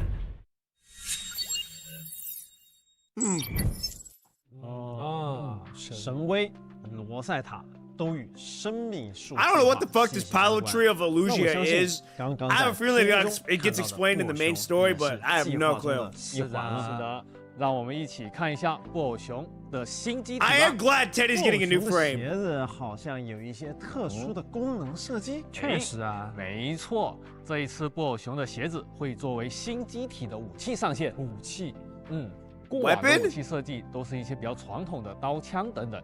那这一次布偶熊的新机体上，我们希望做一些不一样的尝试。Now that's a very interesting. 作为武器，也希望通过这样的一个设计。以及一些动作的演出配合，更多突出他的一个个人特。好黑，好黑，这么黑。Oh, it's Teddy. Well, stealing classified data from Babylonia? And of all things, my new frame? Wait a second. Did you drag me out here just to be your lookout? I've got better things to... Hey, hold on. You hacked this too? Christina Norman, heiress of Norman Mining Corp? And you want to keep it low-key? Yeah, well, desperate times. Ugh, shut up and move it! They're about to catch us! Fine, just give me a minute. Hey, let go! I'm not done yet! There's still one more illustrate... 灯光恢复了，失态了。I can't wait for Teddy's frame then. That's gonna be such a fun type of doing of gameplay. 这么快就让指挥官见到他新的机体了。是啊。毕竟他对上一套机体的设计格外苛刻。那我们不妨一同拭目以待。I wonder how the order's gonna go then. 不过他漏删的资料，是涅提亚吗？是啊。这是我们神迹启示录的新角色涅提亚。I haven't played the cowboy shit 将来迎来时装。那么除了在之前的剧情里的接触之外呢，他也会有全新的故事跟我们的指挥官一起。在接下来的主线章节中，我们在继续推进生命树计划的同时，不仅会延展已有的角色成长与故事，也会引入更多新角色的视角。希望通过他们各自不同的经历与记忆，让指挥官看到生命树计划背后更多未被揭开的真相。当然啦，还有刚刚在 PV 中大家看到的那个女人，她也会回归啦。那么她在生命树计划中又会扮演着什么样的角色呢？指挥官可以期待一下。之前我们曾反复提过，库洛希望打造的是一款能运营10年以上的长线游戏。而要实现这样的目标，我们必须非常重视整体 IP 的打造和世界观的构建。不仅仅是单个角色、单个玩法，而是希望整个战双世界都能沉浸、连贯、有深度。最重要的是，要持续有期待。当下的和未来的版本内容都是我们10年规划的 10-year plan。每一次的玩法与活动设计都是为了让战双世界更丰满、更具延展性，为长期运营打下坚实基础。Which is fucking awesome that they're talking about that。我们知道指挥官在战双世界里经历过的故事，同行过的伙伴。已经凝结成了一份沉甸甸的回忆了。而在这个全球指挥官都可以在一起出发的周年节点里，我们也希望能够为指挥官制作一首独属于这份记忆的周年纪念曲，于天明之前。是的，其实我已经提前听过了，而且我知道啊，这一次还为这首独家纪念曲做了专门的动画。链接了我们很多过往剧情当中的高光情节。是的，我们是希望每一位指挥官都可以在这首歌，在这个 MV 里面找到属于自己的战双瞬间。这首歌呢也会在全球平台进行发布，希望到时候所有的指挥官都能在里面收获一份自己的感动。讲完游戏内的内容后，接下来我们来给大家讲讲游戏外的内容吧。既然是面向全球指挥官的周年庆，国际服当然也少不了特别联动。是的，那么在国际服6周年版本中呢，我们将在洛杉矶的 J Town 联手 Honey 开启一场甜蜜邀约。是的，在 J Town， 指挥官还能参加专属的线下甜蜜聚会，慈悲者、利福和70的限时甜品店将限时开放营业。那这个6周年呢，我们想和全球的指挥官、创作者们一起办一场真正属于战双的生日会。生日会，对，第一次的全球庆祝。 Okay. 那我们也希望能让每一位指挥官都一起感受到这份快乐。战双的生日会即将在12月6日开启，敬请期待。好 ，What's that about？ 以上就是我们周年庆的活动了。全球的指挥官一起加入进来之后，一定会显得更加热闹了。接下来，我们也有一些关于周边的研发进度想要和大家分享。未来战双的周边将推出更多成系列、成主题的产品，而在此过程中，我们也会尝试一些之前未曾涉及过的全新主题，给大家带来新鲜感。OK， 首先登场的是一个全新的企划——枕梦甜意。Hello Talk。在这个企划中，我们将推出露西亚试验的枕梦甜意1/7的比例手办，目前还在监修中。当然，同主题的其他周边也在同步准备中，指挥官可以多多期待哦。以及在未来呢，我们也会推出全新的主题周边——雾中幕影。在这套周边中，身着特殊服饰的灰鸭小队充满了神秘的气息。是的，详细的情报，指挥官可以在后续的公告中看到。好，那以上就是本次6周年特别前瞻的全部内容了。让我们再次一起感谢这6年来指挥官的支持。正因为有你们的不离不弃，才有了过去、现在、未来的战双。是的，6周年是战双的一个新的起点，我们将以一个更勇敢、更大胆、更进步的姿态和决心来运营战双，立志于在未来可以给指挥官带来更多新的体验，如新的演出体验、不一样的战斗机制、有突破的关卡玩法、新的角色势力、跌宕起伏的故事情节等。希望未来的每一年都可以让指挥官感受到崭新的战双，富有生命力的战双。我们会抱着这样的信念持续加油，挑战极伟大。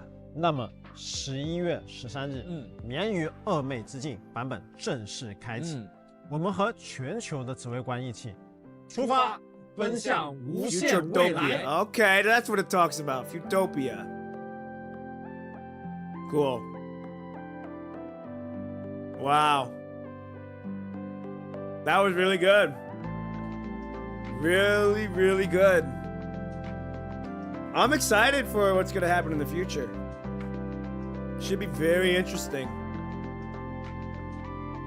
Now I just got to get caught up to the main story now. Once I'm caught up to the main story, we're ready to roll. I'm ready to go for future stuff, and we're going to be good. So it's going to be very interesting on how it's going to happen.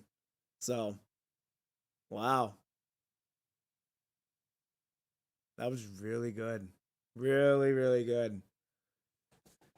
Nem, although I missed the first hour because of work. You're all good. Hey, you're all good. I mean, you can just we watch the stream. You can either watch mine or the actual official one. But it's really good. That was really good. Wow.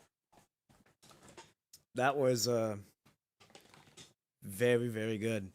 I'm excited for the future of PGR. It's going to be very interesting on what's going to happen there.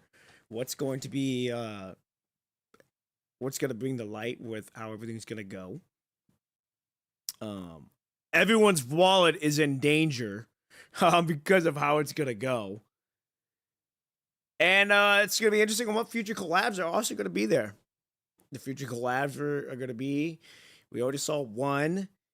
I'm very interested in Teddy's. The one thing that's kind of intrigued me the most out of the new characters coming out, sure, Nevada is one of them, but Teddy is one that's really intrigued me, since they're going to be trying new combat, which is leg choreography. That's really fun to do if you can get it right. Really fun to do if you can get it right. So I'm excited to see what's going to happen there. let's see what else we learned. We learned that we're gonna be able to walk around in Babylonia. We're gonna be getting more stories from there. We saw Lucia's story already. We're gonna probably get a Selena one, and we're gonna get a Wan Shi one. Now, I am probably not gonna do the Wan Shi one because I don't swing that way, and I know that I think he's like that. But hey, we cool like that. I'll be a bro with you, but I ain't gonna be deep like that. So I'm excited for Teddy as well. I've really liked her, and I'm very interested what her gameplay will be like. But I'm admittedly more excited about Rosetta and Kamui. I don't blame you. I don't blame you at all. Rosetta and Kamui have been in the making, have been asked for a long time. Because they're one of the more popular ones out of the older ones. So it is cool to see that Rosetta's finally getting a new frame, and it is very cool that Kamui is getting a new frame. I'm very happy for the people that have requested it for so long and are finally seeing it come to light. We need one for Sophia, though. We haven't seen that woman in a long time. We need Sophia. We need Chrome. Maybe Noctis would be a cool one too. Noctis would be pretty dope. Who else would be? Who else would be there? Let me look. Chong Yun would be a good one too. And 21. 21 needs a new one as well. Oh, Babanata. Babanata needs a new one as well. Bridget, we already don't need. No one would be a cool one. Maybe Hakama too. Hakama would be a cool one as well. And Lamia. If we get a Lamia one, that'd be fucking awesome. So there's a lot to behold about the future and what's gonna happen here. And like I said, I just gotta get caught up to the main story now. Once I'm caught up to the main story, I'm 2 chapters behind technically. I'll be ready to roll for what's gonna happen there. So we need Sophia, Chong Yun, Chrome, Noctis, Roland, and probably even Chu. Yeah, I think those are good. Those are good ones.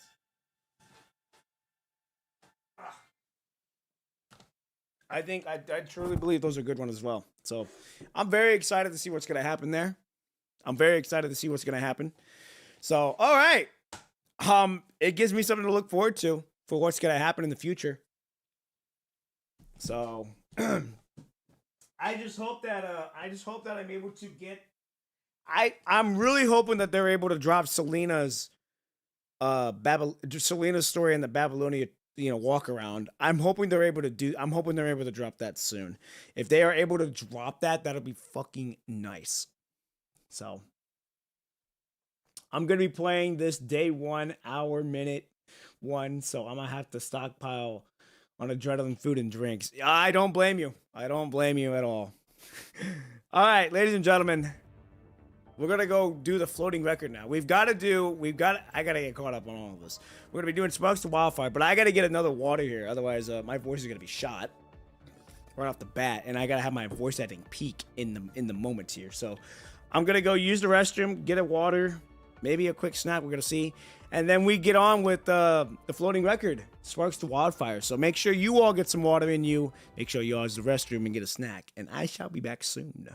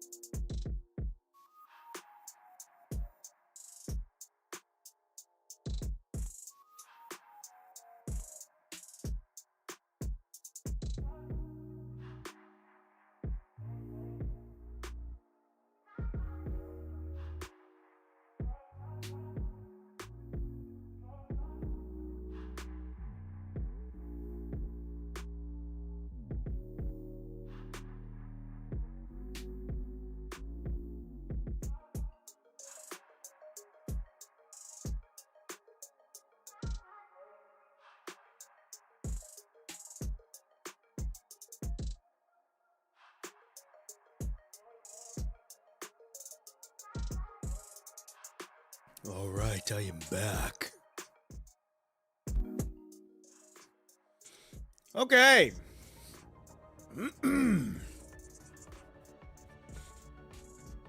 Let me...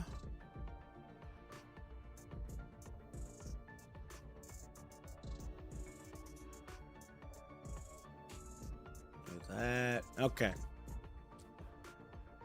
Let me switch.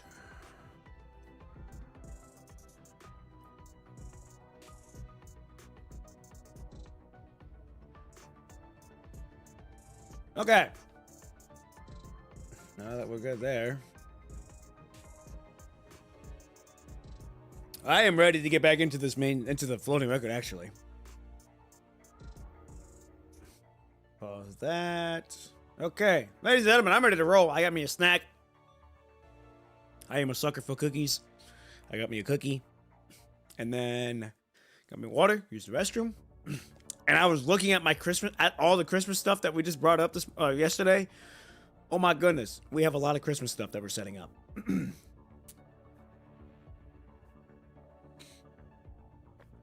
those who do not know, it's a busy weekend for me.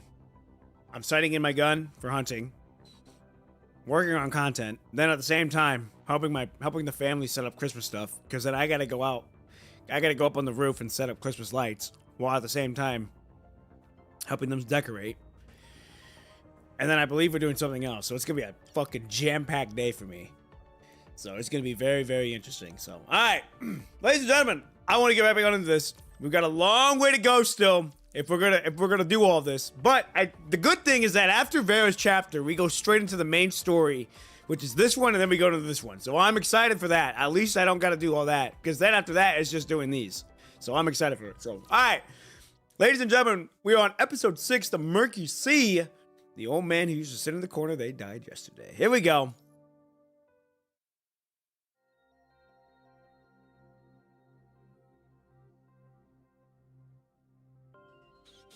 In a dimly lit corner, several holographic projections appear one after another.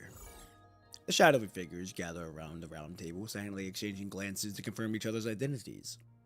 We're missing someone. Let's wait a moment. After a minute passes, the meeting conveyor seems to sense something from everyone's silence. Where are they? Should we still wait?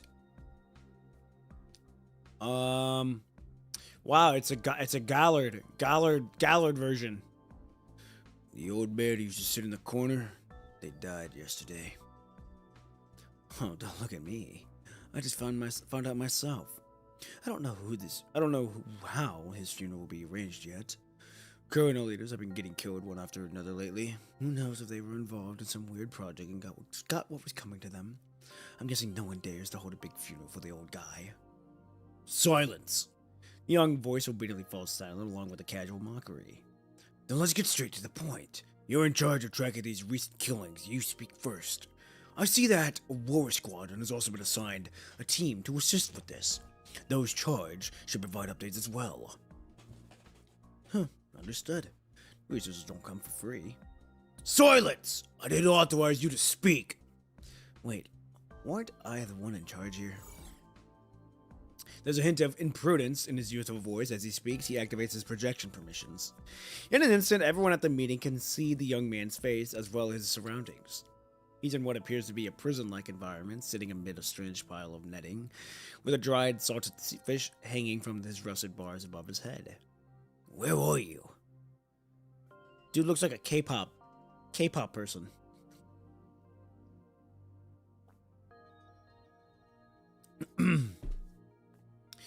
It's not that important. I'll explain later. Let me introduce myself first. I assume some of you don't know who I am. My name is Hanif.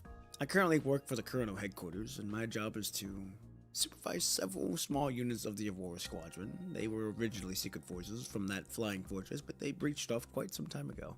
Wait a minute, you're telling me Hanif is the guy that helped us get into the battleship? Let's get down to business. Recently, I've been investigating this matter. There's someone with an extreme hatred for Colonel who's systematically assassinating our people. Actually, assassination isn't quite right. Since the killer is rather flamboyant about it, they even announce who they'll kill next. It's got everyone flustered, judging by the looks of you lot. Look at word, one after another, all concerned might be the all concerned it might be next. All concerned that they might not be. All concerned they might be next, right? Hanav's projection waves his arm, boldly pointing toward everyone present. But the killer is like a ghost hiding in the shadows. To be honest, I haven't been able to uncover any relevant information. But I've made a major discovery that's enough to identify the killer. We detected strong punishing reactions from the recent victims' bodies. Before this, we've only observed similar punishing reactions in the Ascendants. Upon hearing Hanav's words, a subtle stir ripples through the meeting. The projection begins to whispering to each other, some discussing countermeasures against the crisis, while others seem excited about the potential Ascendant. Hold on with the discussions. Whether it's an Ascendant we haven't discovered yet, or some kind of controlled punishing creation, their target is thus. I'd say it's more appropriate for everyone to worry about their own safety first. They're closing in, and they seem to know a lot about Kurno. Recently, it's even discovered my Warren Squadron base. Just a few days ago, I signed forward the bodies of several Warren Squadron members who were out on a mission, along with the special mention meant for everyone here. Hanav clears his throat. The enemy specifically requested a chip, a small experimental vessel left by the Dalius. Ladies and gentlemen, do you know which ship they're referring to? Upon hearing the enemy's specific demand, everyone present falls unexpectedly silent. Amid the heavy silence, Hanav continues to provide additional information. Fine, I'll explain. That ship originally belonged to a small medical biotech company under Copperfield. From what I understand, this company wasn't doing well financially, even before the punishing virus. During the late Golden Age, the entire company was acquired by Daedalus, which once belonged to Kurno. This small vessel should have been a significant asset, yet its usage rights were also painstakingly transferred to the acquisition. Furthermore, the punishing virus, that ship surprisingly logged quite a few more additional voyages. I suspect Daedalus used it to transport something important at the time, but what exactly that was, I can't even guess. Everyone here is older than me. By judging your expressions, you definitely know more about this, don't you? I can guess what you're about to say. Wait a moment. Let me finish first, please. I've investigated that ship and obtained some rather important information. It was specifically configured with a key, and without that key, it cannot be activated at all. When the Daedalus separated from Kurno, they deliberately made an extra backup of this key and took it with them. I've heard that Kurno headquarters spent many years attempting to recover this illegally backed up key and even dispatching a highly promising construct special operation from Team Kurno Special Operations Division. The result was almost total annihilation. Several Kurno members find Hanav's dramatic storytelling giving them a headache, with some already pressing their hands against their foreheads. The battle concerning that ship is ancient history, and while it involves numerous complications, it shouldn't be connected to recent events. After all the living constructs connected to this, only one remains. So you're saying that Kurno doesn't need to provide the key either? I can't believe all that experience I've accumulated has been for nothing. Don't you people understand? I need to investigate this matter. The enemy has specifically requested this ship by name. You can't possibly refuse me to give an even slightest piece of information, can you? The shadowy figure responds with nothing but an even deeper silence. What? So you won't even disclose anything to me? Expecting me to create a miracle? Fine then. I haven't finished yet. Let me add to that. Under everyone's watchful gaze, Hanavs raises an eyebrow deliberately. Another indication that the enemy thoroughly understands Kurno is that they've apparently synchronized this venture with Babylonia as well. Babylonia has moved quickly, and they're already dispatching people to recover the key. They aren't counting on the original in our possession. But they're directly searching for the duplicate copy that Daedalus backed up years ago. Looks like they're preparing to investigate that ship. We failed to recover it back then, so who knows? Maybe Babylonia will actually manage to find it. The meeting falls silent for several seconds. This dialogue, delivered like a drawn-out storytelling, finally provokes the eerie of the meeting's initiator. This critical information should have been disclosed at the beginning of the meeting. What else have you told us? Explain everything at once. This isn't a playground for your theoretics. Oh, fine. I promise to tell you everything in one go this time. Hanov takes a deep breath. I've investigated. The one Babylonia sent is none other than Construct Vera, who previously served in Colonel Special Operations Division. Vera was a part of the backup key recovery project years ago, and the only one who survived it. I must admit my admiration. This Miss Vera is incredibly capable. She quickly made enormous progress, immediately tracking down the traitor who caused her Special Operations Division to fail back then. She extracted information from the traitors. She so very likely already found the backup key even before our meeting began. And not just that, she might have just found the ship too. Just now, she set sail with that very ship. What do you mean, might have? This already happened. Hot F! Oh, and there's more! Babylonia clearly considers this mission extremely important, as they've sent the Grey Raven Commandant to secretly collaborate with her. Hot F! Oh, in one go, I'm not done yet! Slow down! Oh, God, why the rush? Please don't blame me for your incompetence in letting such an important matter slip by. Standing by while those two do all the work. Oh, I must emphasize I actually completed this mission quite well. I didn't miss such a good opportunity to get involved. I directly assisted Babylonia operation through the whole thing, providing considerable support to Vera and that Commandant. I can confidently say that finding that backup key in the ship was partly due to Colonel's contribution. Now, Babylonia has proactively expressed their willingness to accept relevant information provided by Colonel. It sounds like we're about to embark on a pleasant journey of cooperation with Babylonia. Whew! Alright, I finished reporting all my updates in one go. That's a wrap! Now that everyone's willing to dig up those long-buried matters, right? Or rather, you have no choice but to dig them up now, right? Where exactly is that experimental ship heading? I investigated and discovered it's equipped with an automated navigation system, but the destination wasn't specified. In this destination, what is everyone trying to conceal? The irritation brought on by Hanov's antics has yet to subside. With the declaration that that's a wrap still echoing in everyone's ears, meanwhile, Hanov himself continues with a non-stop chattering parrot, vigilantly trying to persuade the group. Let me give you a heads up. Colonel's influence in Parliament isn't what it used to be. The Parliament has improved management systems and ethical supervisions for all laboratories, plus the Purifying Force, Ethics Committee, and various specialized inspection teams are all actively monitoring. Everyone should distance themselves while you still can. Cooperating with Babylonia now is probably the best solution. The convert finally loses their cool and cuts off his microphone. Hanov's projection continues moving in its mouth, but the meeting venue only hears a screech of feedback from the microphone.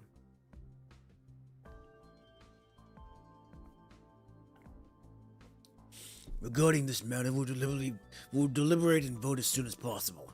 But for now, I must forbid you from taking the Aurora Squadron and acting without authorizations again. And the convener frowns and stops speaking for when he notes Hanov's projection, urgently trying to communicate something, even raising and waving both hands wildly. Desperate, he looks extremely desperate. Didn't you finish already? What more could you possibly say? The meeting conveyor reconnects Hanov's audio, and a familiar torrent of noise instantly floods into the channel. I absolutely did not act without authorization. I was forcibly taken onto the ship by the red-haired lunatic woman. Yes, I'm on a ship now. We're auto-navigating toward an unknown location, and Babylonia is tracking our course. From what I can tell, they probably won't rest until they find the final destination of this vessel. Hanov! Hanov! Hanov's image vanished completely, but this time the conveyor is the one who cut the connection.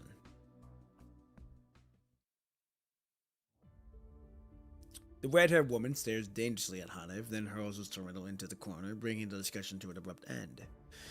We've heard about just about everything we need to know from Colonel. That's quite enough from you. Stop trying to leak information about our situation.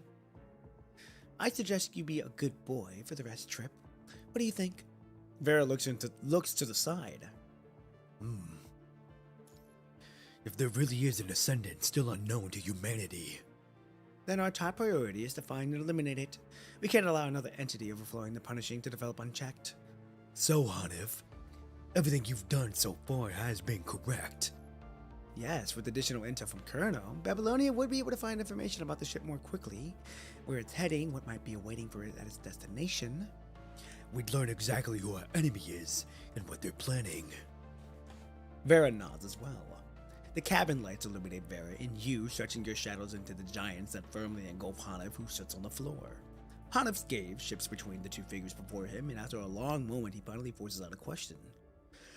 I've been wondering for a while now. Oh, do pardon me. Do you two always talk like this? A surging wave crashes against the hole with a muffled boom, as if answering in their place. The ship drifts alone at sea, facing the wind and waves as it heads towards the hidden destination. But that last wave has something out of the ordinary. Shh. Something's here. Vera frowns as she grows alert. We've been syncing our navigation records to Babylonia for a whole trip, right? We've been syncing continuously, but... You tap your terminal several times, but it gives no response. Communications were cut off just now. So the unexpected is to be expected. I've heard rumors that whether Grey Raven's Covenant goes on a mission, things always... Shut up! Brace yourselves! What the? The punishing detector suddenly issues a warning as its surrounding waves surge and fall like a fluctuating punishing concentration. The small boat violently pitches the waves, throwing everyone to the floor. Hanif appears to have stubbed his toe and can't get back to his feet due to the relentless rocking. Grab onto something solid. If you fall and hurt yourself, that's your problem.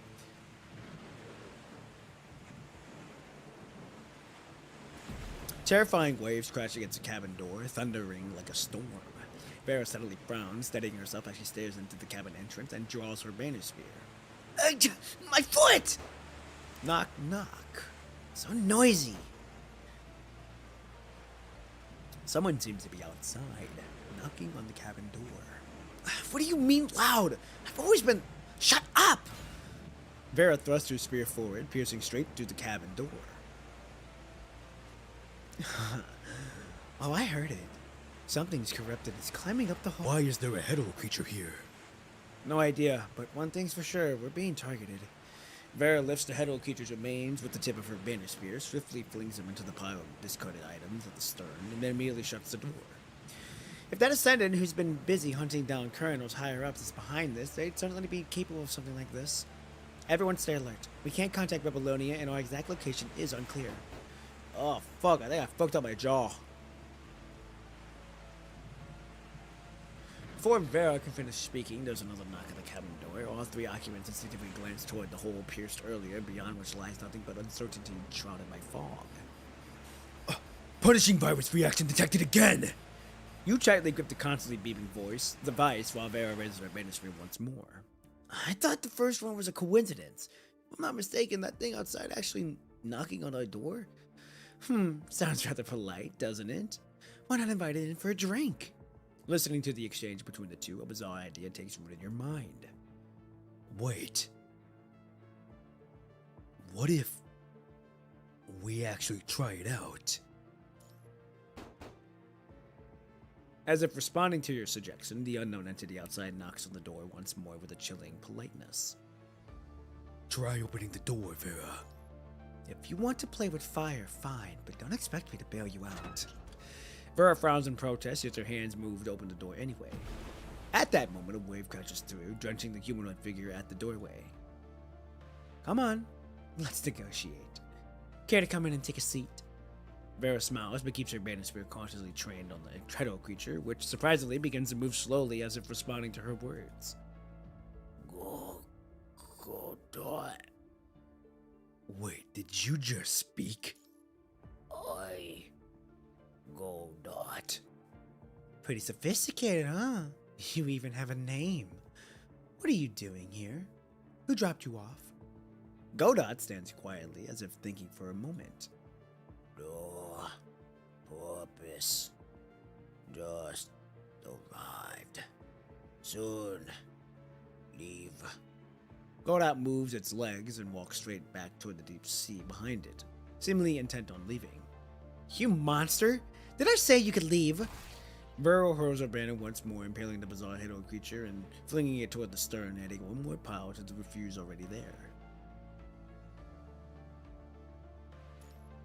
There. Friendly negotiations concluded. Any objections? Vera closes the hatch for the second time, then turns to look at the humans. No.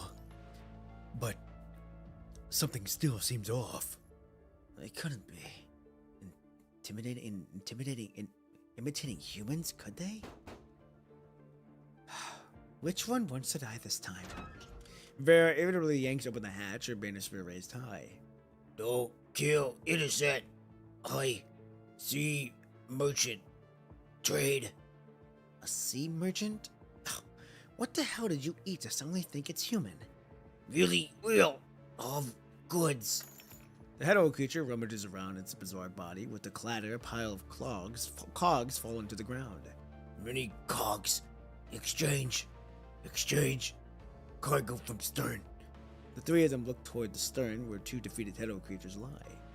I refuse. Huh? Any last words from them? Refuse. Before Vera's slightly surprised expression, the sea merchant suddenly begins to sob. Are they companions? Her friends went through what? Happy things? Yes. Friends! Reckless boarded ship bothered you. Mistake, what? Unaccustomed to human language, the head creature sobs as it pierces together an incomplete sentence. Deserve death! What? Did you expect me to let the head creature strut around freely on my ship? Even hesitating for a second would be disrespectful to the danger of punishing. No. Wrong! How spare me your talk about right and wrong. This is my domain. I am right, and anything against me is automatically wrong. I'll deal with whoever I want, and if you keep whining, you'll be the next one to die. Wrong. Very wrong! It gradually breaks into wailing sobs. Take back! Remains! It bares its fangs and brandishes its claws. Its emotional defense is completely shattered. Oh, fine then. If you got the guts, come and try. Let's see if you can take them back. You horrible, unreasonable, bad woman! Vera plants her banister in front of her, slightly leaning forward in a combat stance. She tilts her head and tauntingly beckons the head creature with her hand. Come. The emotionally shattered head creature lets out a piercing screech. The sea mist churns like boiling water, and bubbles rise from the dark ocean surface surrounding the boat. The entire ocean seems to boil in anger. Vera! Stop provoking it! Something's wrong! The punishing concentration is surging. Below the boat, it might be swarming with head creatures. Oh, that's it! We're drawing them out! When dealing with creatures hiding in the shadows, this is how you flush them out. By plucking the strings of spider webs. How do you like it now, you skittering head creatures? Vera flashes a cruel smile and hurls her banner spinning with deadly precision. The spear hurtles straight toward the head creature, mere moments from the tearing open wound. A hand reaches out from the misty sea, blocking Vera's attack. Oh? Vera narrows her eyes as both sides lock weapons in a tense standoff. A new humanoid figure slowly emerges from the sea mist. Unlike the twisted, indistinct head creatures, he appears to be nothing more than an ordinary construct.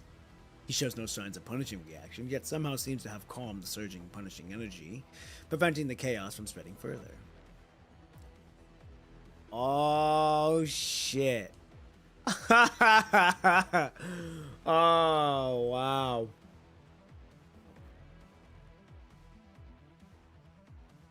I forgot how I did his voice. I think I gave him like a British accent. I think that's how I did it. So, alright.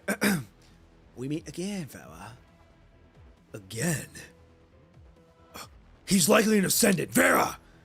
You sense something is wrong and raise your gun toward the dissipating sea mist. Totally get it.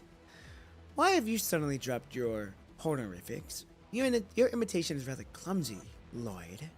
The humanoid figure slowly emerges from the sea mist, standing before everyone in the place of the reckless hetero creatures. Please allow me to greet everyone while I'm imitating appearance. I believe it will help us communicate more peacefully. Why don't you lower your weapon? After all, you received it from my hands. Vera's tense body doesn't relax in the slightest. I will never lower my weapon. If the dead are going to appear before me like this, then I should have crushed you all to dust in the first place. Reducing us to archers will be pointless. As long as the spirit and will exist, and imitators of heroes will continue to emerge. There's no need to be angry about that. Besides, if you're falling into the same hero's dilemma, a banner spear is the best proof. We should be kindred spirits. I've heard some interesting news lately. Colonel's upper echelon is in a panic. Was that your work? It was me. I'd clap if I could. Several of them were exactly who I wanted to die, but since you're right in front of us, you aren't here just to claim credit for that, are you? A subtle rumbling issues from Vera's chest as she prepares for battle. I don't want to fight you. Instead, I want to talk with you. Good day, Raven Commandant. Lloyd shifts his gaze toward the human behind Vera. She moves a set sideways, blocking his line of sight. I understand. Then let me show you my sincerity first. Make 2 deals with me, and you'll be able to reach the shore safely. Beyond that, I'm willing to answer some of your questions as well. Do all Ascendants dress things up with pretty words? We clearly don't have a choice. Vera's gaze darts quickly between the two parties. The high concentration put in the virus alarm continues to blare relentlessly. Their small boat has been long surrounded by hetero creatures. Hanif was right. Rationally engaging in a battle with the Descendant at sea would essentially be abandoning any chance of survival. A deal? Was the hetero creature calling itself a sea merchant earlier mimicking you? Yes. It's merely a small punishing offspring, but at most part-hitting at what it's hard, it hasn't achieved true evolution yet. I apologize for the recklessness. I won't hold those 2 corpses at the stern against you. A wave hits the boat, punctuate his wounds. Even a smaller wave like this could easily overturn their small vessel. Vera steadies herself, keeping her eyes fixed on Lloyd. Let's talk about the deal. Don't get too greedy, Lloyd. You'll agree to this. I want to exchange interesting stories. If the stories are valuable enough, I'm willing to be their chronologer, weave them into new legends. Is there something wrong with our commandant? You think they're yours? You think they're yours? This pathetic attempt to act like we're related in any way is disgusting. Oh, they will be ours. His gaze passes beyond the humans, fixed on the distant ocean. I've been wandering this boundless world for far too long. If you're willing, I could go first, starting with the not-so-interesting story. Go on. I'm all ears. Lloyd pauses briefly to consider. In a certain corner of this world, there's a group of people who's raced almost every day. They compete against each other, racing to see who will be the first to reach the end of a long road to discover what actually lies at the end. A dull beginning. Oh, it gets even more tedious. No one has ever won the race. Even those who ran beyond everyone's thought never returned. I finished my story. The rest of the story was even more boring. Yes. It's like an open ending hastily written by the author who resented their work being cut short or heavily edited. Can we make a deal based on this story now? Sure. Then I'll give you an equally terrible story in return. Vera leans on her banner spear.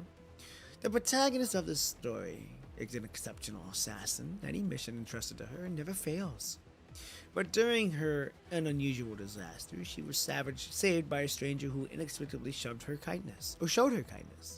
Instead, a stranger suffered severe injuries as a result of trying to save her. I understand. She became indebted to him from that moment. Perhaps. The stranger survived, but with this massive gash in his stomach and brain damage, to repay the unsolicited kindness, an assassin had no choice but to care for them, dragging along this piece of deadweight while continuing to complete her mission. Oh, she's talking about us. In short, everything became incredibly complicated, reaching a level of complication the assassin had never encountered before. And then what happened? Lloyd seems to have developed an interest in this story. Later, the punishing spread to the temporary medical station, forcing the assassin to drag the stranger away and flee, with no clear destination in mind. Oh, and what happened after that? Vera suddenly turns to look at you. And what happened after that? Me? Oh yes, I'm asking you. Do you know what happened next? I can't say I do. I've never heard of this story before. You hear that? That's it. The story ends here. Equally incomplete. Indeed. It's just like the stories you've randomly chopped in half. It's fair, or rather, no one's being sincere in this exchange, including you. I'm guessing your next deal will be just as infuriatingly fake. Just spit it out already. Lloyd raises his hand and points at you. I need the Grand River Commandant. I promise no harm will come to them. If anything, they will only become better than they are now. Vera picks up her banner spear again, shaking her head with a laugh as she just heard an absurd joke that's not even worth taking seriously. If I'd known we'd end up here anyway, I wouldn't have wasted my breath telling stories. After wasting everyone's time like this, how do you plan to make it up for us, you pathetic Lloyd fake? Lloyd instantly dodges as Vera hurls her banner spear, the weapon grazing past his ear before plunging into the deck. The tremendous force of the near miss dissipates as the spear's shaft vibrates violently. Oh, the truth is the complete opposite of what you believe. The name once belonged to me. Whoa, hold on, what do you mean by that? Cut the crap! Get out of my sight! Another lingering wood crashes down, illuminating Vera as she stands on the forefront. She seizes the moment to turn to shout to you. Get to the cockpit and reconnect the signal. I'll cover you. Copy that! You wait for a moment of relative stability amid the ship's violent rocking, then bolt at full speed. But the Ascendant merely cast a pitting glance their way. Oh, I've seen too many struggles like this. If there was another way, I would have been forced to take such measures. Cease your fertility, human. Ugh! Lloyd emerges from the curtain of rain and lightning, his body marked with wounds from Vera's attacks, yet these injuries don't hinder his movements in the slightest. The curtain of rain falls around him as he tightly grips a scythe, raising it high above his head. Sever. The scythe's razor-sharp edge cleaves downward into the center of the ship's hull, causing seawater to violently gush through the newly formed breach. Okay, I thought he was gonna be the boss. Oh shit! In a split second, you take in your surroundings. Vera is leaping towards you with a tense face, while Hanif, realizing he's on his own in his chaos, has already firmly wrapped himself around a relatively sturdy pipe. Unfortunately, you realize you're the one who's most in danger. Vera! You reach out toward Vera. Shit!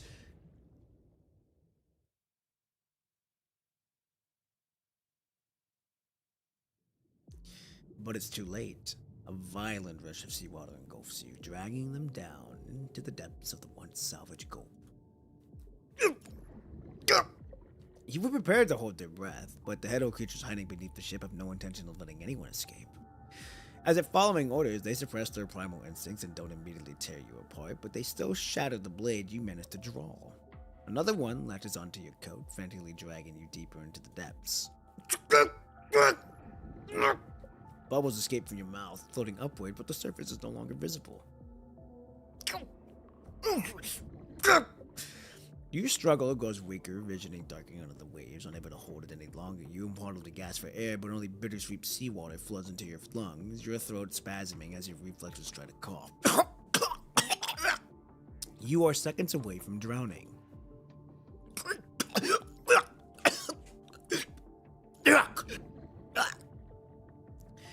You gradually stop struggling, suspended motionless in the water. The final images flashes before their eyes in a chaotic cloud of bubbles descending from above, as if someone has plunged from the sea from the surface. Someone fends off the surrounding head-o creatures, and a cold hand firmly grabs your wrist. Interesting. Alright, episode 12, Flying Off. Setting foot on real ground, the first time witnessing such a scene, your first time experiencing this. Woo! Shit, here we go.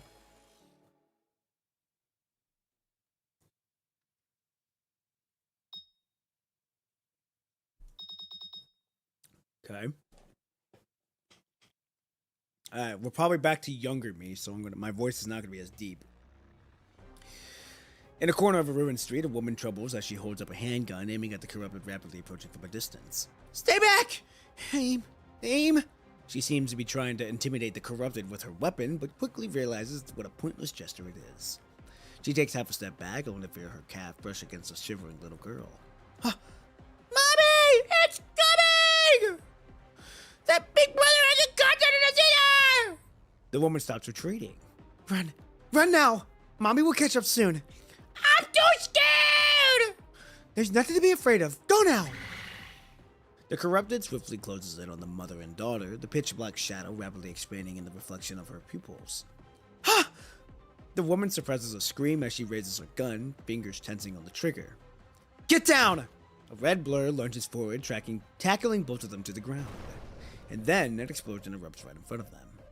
As the dust settles, the woman coughs a couple of times before finally understanding what just happened. A red-haired female construct rises from the ground, dusts herself off, and casually takes the gun from the woman's hand. I'm confiscating this gun. And it'd be more useful in the hands of someone who knows how to use it. No! Give it back! The woman instinctively reaches for it. In these chaotic and dangerous times, that gun was their last means of protection. I knew I shouldn't get involved with these annoying cleanup operations. I can't be bothered to explain. Let that person do the talking. Little Commandant! The construct literally jerks her chin toward the human beside her. You are wearing a hospital gown, looking like someone who escaped from a medical facility. Alarming swarters and bandages covered your abdomen and face. Don't worry, we're from Babylonia. I spotted some corrupted up ahead, so I threw a grenade. I hope I didn't hurt any of you by accident. Got that clear? Still thinking whether we're savers or bandits? If you could tell the difference, shut up and follow us. I'm only generous once a day. Babylonia? You're also from Babylonia? You saw the other people from Babylonia. Hearing some key information from the woman, Vera looks over vigilantly. Well, please, you must save those two people as well. The woman steadily lunges toward Vera, firmly gripping her arm. There's a young man who's been helping us escape, but he has an important mission, and the researcher with him is in trouble too. Anyway, he's stuck in here now. No, forget it. I can't explain properly. He should be still behind that building. I can take you to him. He's from Babylonia. He's with the FOS College. FOS? Operating on the ground, which feels infinitely more vast and desolate than Babylonia, suddenly hearing this familiar term brings the comfort of home to you. But Vera obviously doesn't share this sentiment. I refuse to get involved in unnecessary complications. All I care about is you, little Commandant. If he were still alive, he would have already shown up here with them, rather than giving his own gun. Vera tosses the gun as she took it from the woman to you, its shape and marking clearly identified as an FOS standard issue. Let go of me. Do not touch me. Demon Hunter Crown. Good morning, good evening, good afternoon, wherever you may be. Hope you're having a good one so far. Did you see the Curl live stream? I did indeed. I haven't played the main story yet, so they were talking about some things that I do not know about. I'll learn about them after we do Vera's story, but so far though, pretty good. I enjoyed it. I really enjoyed the live stream. That was there for everything. So I like the upcoming chapters. I'm excited to see what's going to happen in the future. I am very excited for the Babylonia immersion experience where you get to walk around. That is going to be very fun. I can't wait for that. So yeah, it was pretty good. I like the live stream. It was good. All right, here we go. Vera shakes the woman's hands off her arm. You stare into Vera's eyes, who's waiting for your response. As she does, you search for her gaze for a more fitting reason. You can't help but recall a memory diary entry that you personally recorded in your terminal. It documents an incident from one night at the temporary medical post when she fell asleep beside your sickbed. I should be the one making this decision. Look who's acting high and mighty. You better make the right choice, or I'll sew that mouth of yours shut. Let's go rescue those two people she mentioned. You better. I need to do this. Mission. She said FOS person is carrying a mission. We're in better condition than they are, so we should provide support, and I believe they have a mission more important than just delivering materials. Those reasons alone won't convince me. Why don't you look at the mirror and see that self-righteous expression of yours? I think you just want to play hero, just like when you saved that mother and daughter. Vera looks extremely displeased. Just like when you expectedly rushed out to save me that time. I've met a few people with that natural sense of duty and justice, and you're just like them. I'm curious, was it your environment that shaped you this way? Tell me, what's your reason for making these choices? I don't understand, Hound. This is also my first time on the surface. I'm just following what my heart tells me to do. Yup. We are hardwired that way. What nauseating, idiotic words. Well, sorry to disappoint, but we're complete opposites. When I don't have full control of a situation, I never hesitate to assume they're absolute worst of others. Vera suddenly places her blade against the woman's neck, right over her artery. Huh? Listen up, little commandant. If you want to be a hero, you'll have to bear the consequences alone. I'm not willing to kill you, at least not right now. Let's split up, but stay in touch. Since you're so brave, follow that mother and daughter. Maybe you can really save that person from the FOS college. I'm kind enough to hold off the corrupted for you, but only for half an hour at most. If you haven't brought back any good news after that time, I'll abandon everyone here without hesitation. Oh, and one more thing. Vera flexes a threatening stare into the mother and daughter, then taps her ear pointedly. I've seen plenty of refugees over the years who act weak but are actually wolves in sheep's clothing. Don't try anything clever. If I hear anyone disobeying, I'll hunt them down and slaughter you, no matter where you run. Is that clear to everyone? Vera taps the woman's neck with the flat of her blade while pointing at the other end directly at her temporary commandant. Understood. Thanks, Hound. Meanwhile, a bomber aircraft sweeps across the sky overhead, an ominous sound detected by Vera's sensitive auditory module. Went rotten luck. The corrupted are already catching up to us. What are you waiting for? Everyone move, now. Hey, okay. Every fighting too, hell yeah. A large number of corrupted breached the defense line. The defense plan has failed. Requesting execution of Purge protocol. Broadcasting frequencies ready. Ain't no way, they're gonna bomb us. Damage to the infrastructure. Ground personnel may not be able to receive the bombing. But we cannot allow the anomaly to spread any further. The Purge protocol will commence in 30 minutes. That's what she meant by 30 minutes then. Are you done yet, Commandant? There are too many corrupted. I managed to send the mother and daughter to the sea. I also found a person from the FOS they mentioned.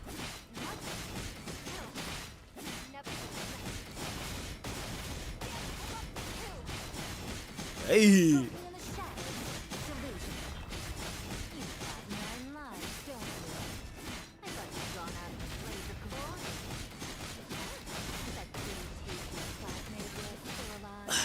He told me something. It's complicated, but I need to help him. Understood. We're waiting. How far are you into the main story? I am on Selena. I just got done with Selena's chapter, so now I am. I gotta do Bianca's chapter, and then I also gotta do the Renown Bound for Soul. Wow, why are we almost dead? What the fuck?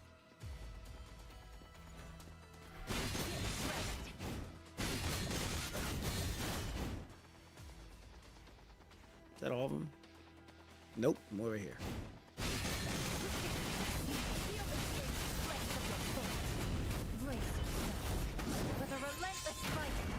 Bro, that's so good.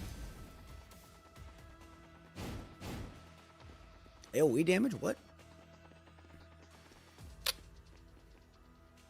Yeah, but I've still got to do Bianca's story, and then I got to do the other story. So 34. I'm on chapter 35 in the main story. All personnel must evacuate the bomb zone immediately. Bombing? Have the front lines completely collapsed?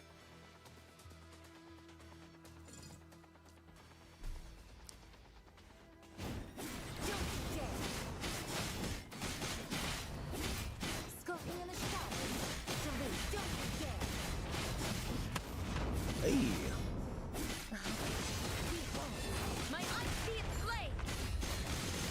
Vera, do you copy?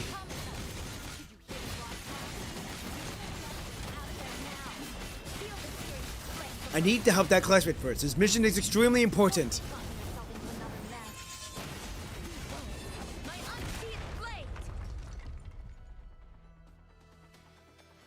Let me go for this one more time. You find that researcher and the sample container, while I'll locate the decryption tool for the container. Wait, let me go this way. You find the researcher in that sample container. I'll look at. Okay. You also heard that broadcast, right? We need to hurry, or all our efforts will be wasted. I understand. Good luck to us both. The broadcast is telling us to leave quickly. Won't you come with us? Ah, shit. Sorry. I need to head back for a bit. Just got an important mission. That red hair construct is coming for you now. Go with her. Oh, I see. I'll return once I'm done with my mission, okay? Don't worry. Sweetheart, the adults have more important things to do. Come over here to mommy. Coming! I'll get going now. Remember to keep your promise, okay? I promise. Sorry for dragging you into this mess. Similar to your case, I was separated from others when the disaster broke out, but I got lucky. A poodle led me to his... They wanted to send several teams deep into the outbreak source to search for virus samples. As a member of FOS, I joined them. We did find the samples, but at the cost of the entire team's life. The only survivors were me, and she's over there, guarding the sample container. Once I bring back the decryption tool, we'll be able to retrieve the samples inside. Okay. Oh my, that's a lot. Alright, we gotta look for the researcher. That's Vera's skill. It reduces her max HP and gives her life steal in a sense. Ah, okay. Good to know, good to know. Oh, that's not what I wanted.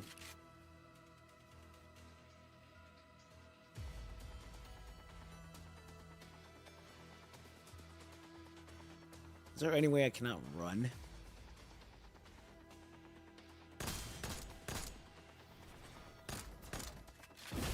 Oof.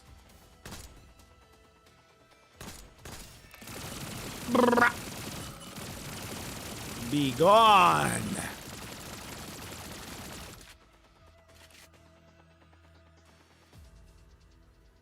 Oh, there's a researcher.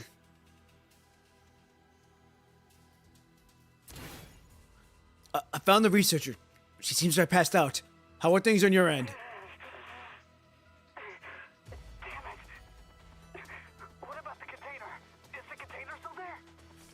Calm down. The sample container is still intact. I'll support you with everything I've got. All right. Please make sure you keep the container safe. I'll help you decrypt it remotely. Right. Starting decryption.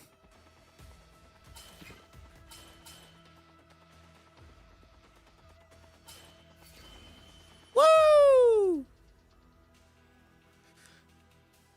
Little Commandant.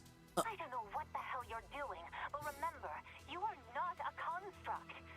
You're creating trouble by running around with those materials, with that fragile flesh vessel of yours. This is nothing. One day, I'll become a chief. I've made contact with the mother and daughter. Good thing they knew better than to wander off. Unlike someone I know. Is the adult work done? Please do stay safe. I got you, don't you worry! Warning, warning. Purge protocol will commence in 5 minutes. Purge protocol will commence in 5 minutes. Oh, I can't manually decrypt them? Fuck. I'm decrypting now. It's gonna take quite some time. Minutes? That's impossible. Damn it!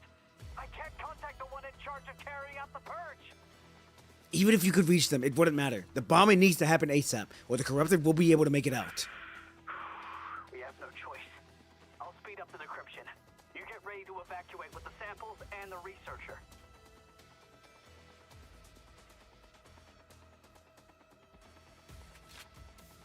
Got it. What are you waiting for? If you don't leave now, it'll be too late. Only 40 seconds left. Release your access. I'm about to finish the decryption. Enabling decryption access now. Oh shit! Decryption complete. Get out of there immediately with the sample and the researcher. We're leaving now. What about you? Oh, me? I'm already in a bomb shelter in Area 4.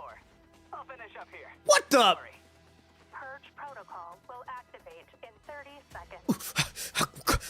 We gotta go. Gotta go. What the? Oh no, I can't move. Finally found you. A runaway hero. Who's that on your back? I've got both the virus and samples and researchers inside of it. Classmate will hide out in one. Bomb shelter. This godforsaken place doesn't have... Purge protocol activated. Uh-oh.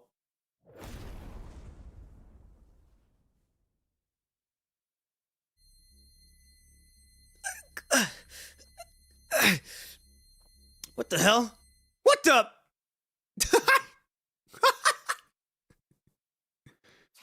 Get up. It's too late. Oh shit. Oh man. Oh man. Your head slams against the ground again, accompanied by the sharp pain so intense it causes numbness. Some memories rapidly withdraw from your mind. Anakin! Yo! Long time no see! It's been a long while. It has been a long while. Doing good. I'm doing good. We just got done watching the live stream about 20 minutes ago, I think. We did a watch party. First time doing a watch party ever. That was interesting. Really good though. I had a lot of fun. Watching the live stream for the PGR, even though I'm not caught up yet. So they were talking about some shit that I'm like, I don't know what the fuck's happening, because I'm on chapter 35 now. I'm on Bianca's chapter now. So they were talking about some shit that I don't even know.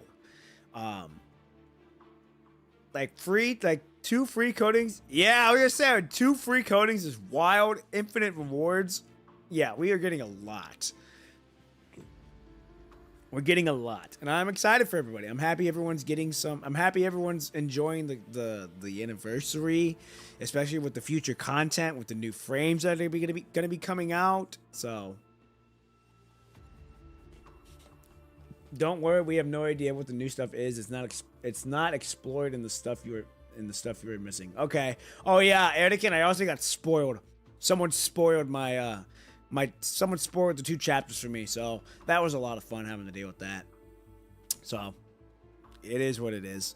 Yeah, I got fucking spoiled, which was annoying as shit. On the final 2 chapters. On the final 2 chapters, ironically, fucking Bianca's chapter and the Dreams Renowned. I got spoiled on those 2 chapters. Someone decided to spoil them for me. No, you got spoiled. I'm sorry about what. I got spoiled on some of the main points in the chapters, but I don't want to spoil it for anyone else. So just know that I did get spoiled. I got spoiled by some of the important and some of the important matters. So sorry. The twists are great. Yeah, I bet they are. But like I said, it is what it is. I'm annoyed, but I couldn't do anything. I hope you still don't know everything. I know enough. I got spoiled to know enough. So it is what it is.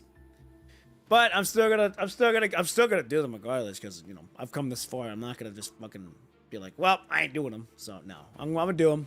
I'm still gonna do the story. Still gonna read them. We're gonna have a good time reading them. I may know what happened, but leading up to those points, I don't know. So yeah. So the person decided to spoil me, and then when I asked that person's like, hey, are these spoilers? The person decided to spoil me again and continue spoiling me, and then said thank you after it. I'm like, wow, that's fucked up. So I ended up hiding this dude. I ended up hiding him and blocking him. And then I made a post saying, if you're going to spoil me, you will just get banned. So I wasn't playing games like that. I'm like, we ain't going to do that. We're not going to go and ruin the experience for everyone else and for my experience. We ain't doing that. Some people are just like that. Sorry about that, really. It is what it is. I got to control what I can control. So I'm controlling what I can control. So it's a shame. It is. It truly is. But you know what? Like I said, I'm still gonna have some fun with it. We're gonna make the best out of the situation and just enjoy the journey. At least the good news. Someone said it earlier. Is that since I'll be caught up, I won't have to worry about getting spoiled. Since I'll be right there with everyone. I won't be able to, get spoiled. And on top of that, know that everything is going to be there. So unfortunate that I was so close going spoil free. I should have known that it was going to happen, but it is what it is. So, all right. But yeah, I hope you're doing well. Hope classes are treating you well, Anakin. The short films are going crazy. I am making more progress in the back end of my content of what I've got going on. I am very excited to show you all when I'm able to. But for now, it's still in the works, and I can't wait. I'm excited for. I hope that's they did show that they did show enough of the story for Lucia in the Babylonia thing where you're walking with them. I need the Selena one to come out. We know we got the Lucia one that was there. I need the Selena one to come out. I need that one to come out almost ASAP. Cause that if you didn't see the Selena short film, the one that dropped recently, a storm is brewing there. A storm is brewing there. I can't wait for that. But I need the Selena one to come out. I need that Selena immersion one to come out first. The Selena short film was crazy. Okay, so you did see it. I need that. I need that one to come out. I need that date night for Selena to come out. I need it to come out because that is going to be very, very important. Because if you saw at the very end, a choice has to be made. A love triangle forms. Like, I gotta have that there so that way I can go crazy with it. Now the short films are gonna go crazy, knowing that the fact that I'll be able to be in the actual Babylonia for the characters in those games. So I'm gonna be able to bring the immersion out even more with the short films in the future for when that drops. So when that drops on November 13th, the short films are gonna go fucking insane because I'll be able to now do more things with it. And I can't wait. Babylonia update is a crazy good too. Yeah, it really is. It really is. It's gonna be a lot of fun for when I do those, and content's gonna be a lot of fun for it. I'm currently getting ready to go into production mode for the short film. It's actually gonna be around Jateve. It's gonna be around Jateve, and this one, Vera's chapter, Vera's floating record, it might be getting a short film. It's a really good contender right now. But I need to let the story play out so that way I can really see if I want to do one or not. But so far, it's not bad. Not bad at all. So yeah, but other than that, I hope classes are going for you. I hope classes are going well for you. And hope you're staying safe, enjoying the time with what you got, and just having fun. I see someone became a Selena sip. Nah, hold on. I'm a gentleman. All right, we a gentleman. All right, we a gentleman, ladies and gentlemen. We a gentleman. All right, I got choices. I got choices to make, but I can only choose one. Choices to make, but I can only choose one. So, how about Vera's chapter? Vera's chapter, like I said, Vera's chapter is up in the air for whether I'm gonna get a short film on it. So far, though, it's a good contender. It's a good contender so far. It may be getting a short film, but like I said, I gotta let it play out more to see if I really want to do one or not. How am I liking it so far, though? I'm liking the chapter. I'm really enjoying the chapter. Getting to know the backstory of how we've met before, and how Lloyd is back again. It's very interesting. So classes went well. I changed university courses, so we'll see. Okay. Hey, you gotta make them pivots sometimes. You gotta make them pivots like that. I really hope Vera gets a wedding coding one day, and if she does, I have a feeling it's gonna be crazy. I mean, that would be pretty cool if we get one. Oh, I can't wait for Ishmael's affection story. Or I don't know if it's a wedding coding or not. It looked like it wasn't, but at the same time, it looked like it was. I'm excited to do that one too. That one's gonna be a lot of fun, if it is like that. So, if Vera gets one as well, that would be fucking wild. But I agree that it would also go crazy if she does. If she gets a wedding coding, that story would go fucking wild as well. Time's gonna tell. But I'm very excited. I am very excited for Teddy's frame. I am very excited for Teddy's frame.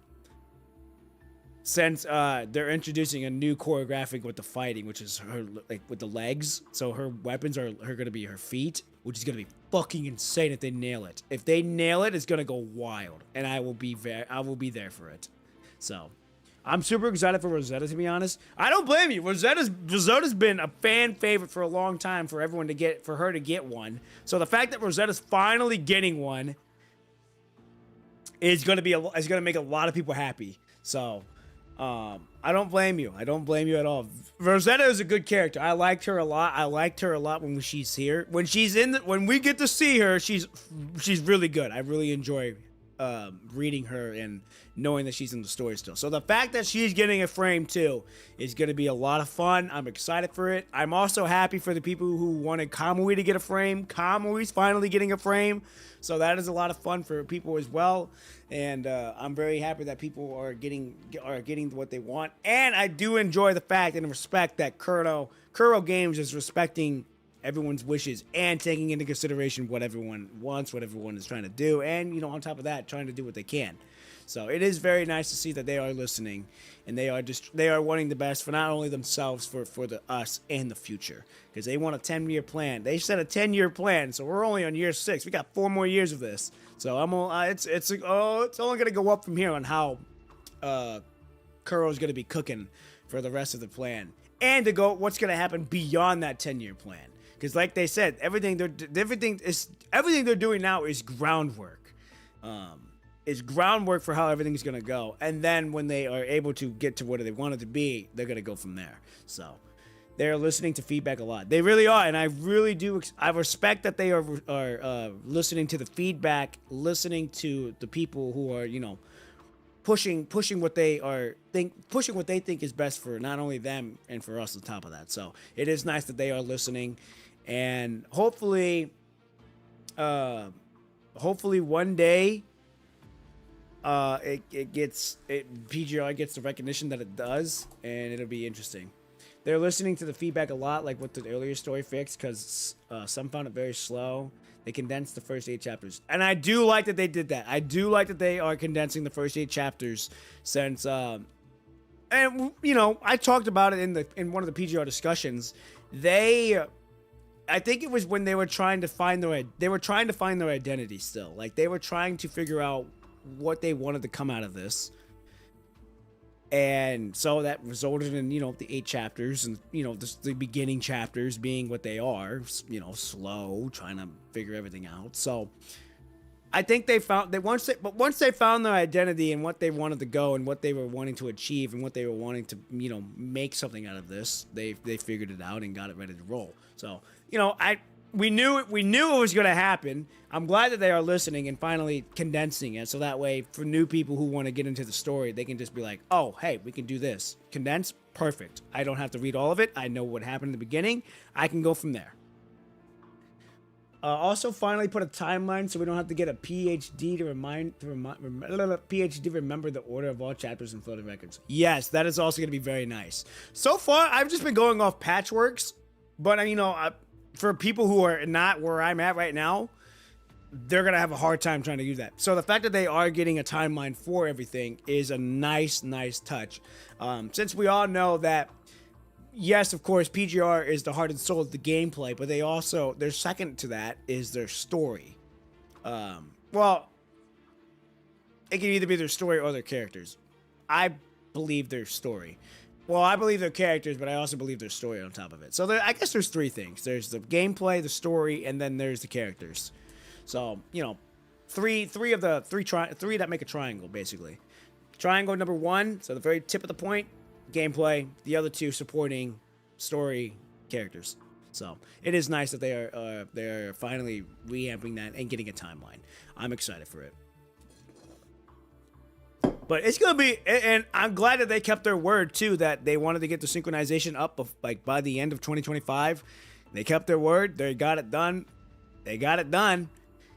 And we're ready to roll for everyone that's going in for it. So it's going to be a good time. And like I said, this community is small, but I hope one day that, you know, it gets the recognition that it deserves and a lot more people are getting invested into it. Time's going to tell, but so far, though, they're they're catering to the people, to the small group that they have, the small community what they built. So the fact that they are still catering to the people who have been here for a long time in the small community does show a lot. That they're not pushing it to get new people here. Like, oh hey, new bigger and better things like right here, come join us. No, they're like, let's cater to the people who are already been to day ones, and eventually it will get recognized. So gotta recognize the effort. Yeah, I think with time it will get more recognized as well. But I do like the fact that they went with catering to the actual community that they have built already, rather than trying to push out more. So I do enjoy that. I do enjoy that they are doing that. I gotta get more water after this too.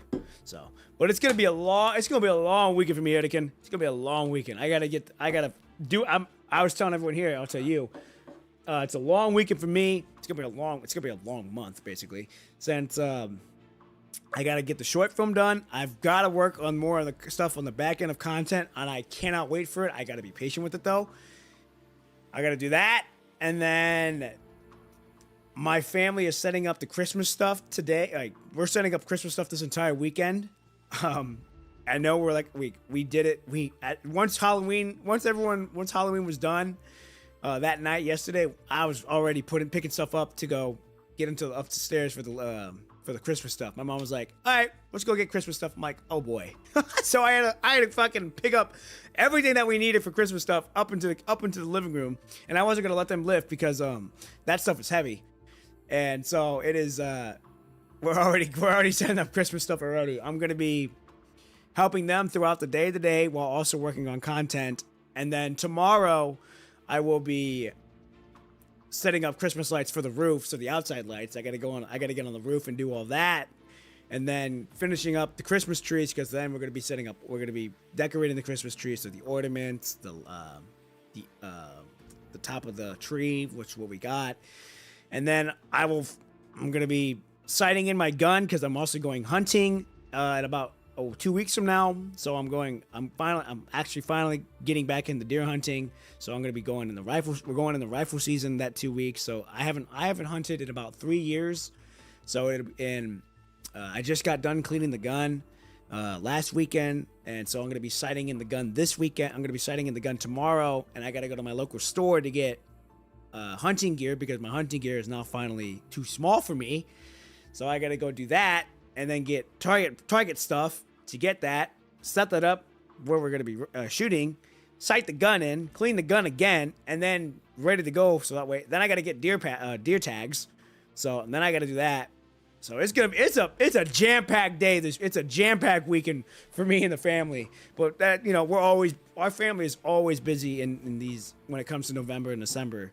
The family is just packed with so much shit to do, which I'm fine with because that's how it's always been for our family, with Thanksgiving, Friendsgiving, Christmas, bunch of birthdays on top of that, and family events happening. We got a family reunion going on probably I think by the end of the month. So it's a jam-packed. It's gonna be jam-packed fall and winter. But I'm glad, and that's something I really do enjoy with the family, is that we are a very close-knit family, and we all like to do stuff together and stuff like that. So it's gonna be jam-packed. I'm excited though. So it's good to be busy for festivities. At least there's an excuse to spend time together. True. And that's something I want you all to know too, is, to spend time with the people that you care for, spend time with the people that you want to spend time with, and just be present in the moment. So, but yeah, I'm excited though. So, all right, I want to get back into this. We got to finish this chapter. I'm hoping to finish it by next week, since this one's going to be a bit of a long one. Since it seems like, but we're going well on pacing. Well, pacing wise, not bad.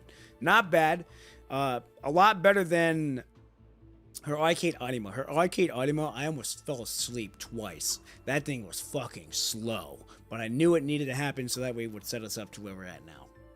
So I'm excited though. So all right, ladies and gentlemen, let's continue on. Your heads. We already did this part. A worried FOS classmate, a researcher unconscious in the corner, a box on the floor. The shout from the classmate. And with that, I'll let you do the chapter. Sadly, you know the drill with me. Hey, you got to do that study. I don't blame you. You got to do what you got to do. All good. So especially now that I need to get back on track with the new courses. Of course, yeah, I was say you made a pivot, so now you gotta be able to roll with that. Make the pivots on learning new stuff. Make the pivot on making sure that you know the stuff. So yeah, you're all good. All good. Much love, dude. Yes, sir. All love. I will pray for you to have a good weekend. You be safe out there. Keep up the good work. Hey, I always will. I gotta keep proving to the man upstairs that I'm here and I ain't going nowhere. So. All good. So, Anakin, we will see you around. Take care. All love. Have a good weekend. Stay safe. Enjoy your weekend. And ladies and gentlemen, let us continue on with the story here. The sample is something we stacked our lives on. Very important. The box. Very important. The sample is critical. You must take it to the temporary safe zone up ahead. Don't forget. The classmate shouts something, but all you hear is roaring of the aircraft flying overhead. In a daze, the fleeting thought passes through your head. I don't think I've ever asked his name. What's your name? He busies himself, faithfully stuffing useful items into your arms, including a whistle and a small knife from who knows where, all entrusted to his classmates who had consistently ranked first in evaluations. He trusts you. You go ahead with the sample without researcher. There's barely enough time, but I can unlock it quickly enough. Once I hand it over to the people forward safe zone, my mission will be complete. Wait, what's your... Just don't call me student A. All right, it's up to you now. He pushes all his might. The Hadatoma takes a toll once more, its memories surging like a tide before rapidly reciting. A new cycle of rebooting seems to begin. Meanwhile, a new wave of bombardment is about to hit. You can only clutch the small box containing the sample tightly, secure the important researcher on your back, and brace for impact. Can't forget! Vera's words crackle through the earpiece for static. They're barely discernible, but you hear her say that she's evacuated the mother and daughter from the bombing zone and is heading this way now. If you manage to reunite with Vera, there's so much you need to tell her. You need to tell her that the mother and daughter weren't lying. The FOS classmate's mission was real, and you even managed to crack the code for him. You've retrieved the important sample and carried out the last researcher on your back. To accomplish so much under such extreme conditions, you must be able to. But these memories are fading away. Can't forget. Must tell Vera everything. Tell her. You idiot! When you open your eyes again, Vera's already rushed into your field of vision. Vera! I still remember! Huh? I didn't make the wrong choice! The impulsive words sound more like a fluted retort. What you're trying to express is that during your separate mission, you didn't make a single wrong move. Even if you were merely playing at being the hero, you succeeded at it. But I'm not feeling well. Memories dissolve into your mere scattered shards, while a mixture of emotions weigh on my chest, with a heaviness that makes it hard to breathe. Just as you said, this was your first time setting foot on the real ground, your first time witnessing such a scene, your first time experiencing these emotions. If this is destined to become a catalyst for your future choices, then you must remember it clearly. Please, remember for me. But Vera doesn't waste a single word, nor does she have the time to listen to any heroic sentiments. Instead, she nearly explodes with rage as she tackles you to the ground, pinning you beneath her. Are you deaf? Get down! Vera? Many words die on your lips, the words never making it past your mouth. The final shell whistles down from the sky. The construct's warmth fiercely embraces both of you and the female researcher you had rescued. The moment you feel the construct's body heat, a stubborn question forces its way through your thoughts. But... you're supposed to be... Why? Why would you go this far to help me?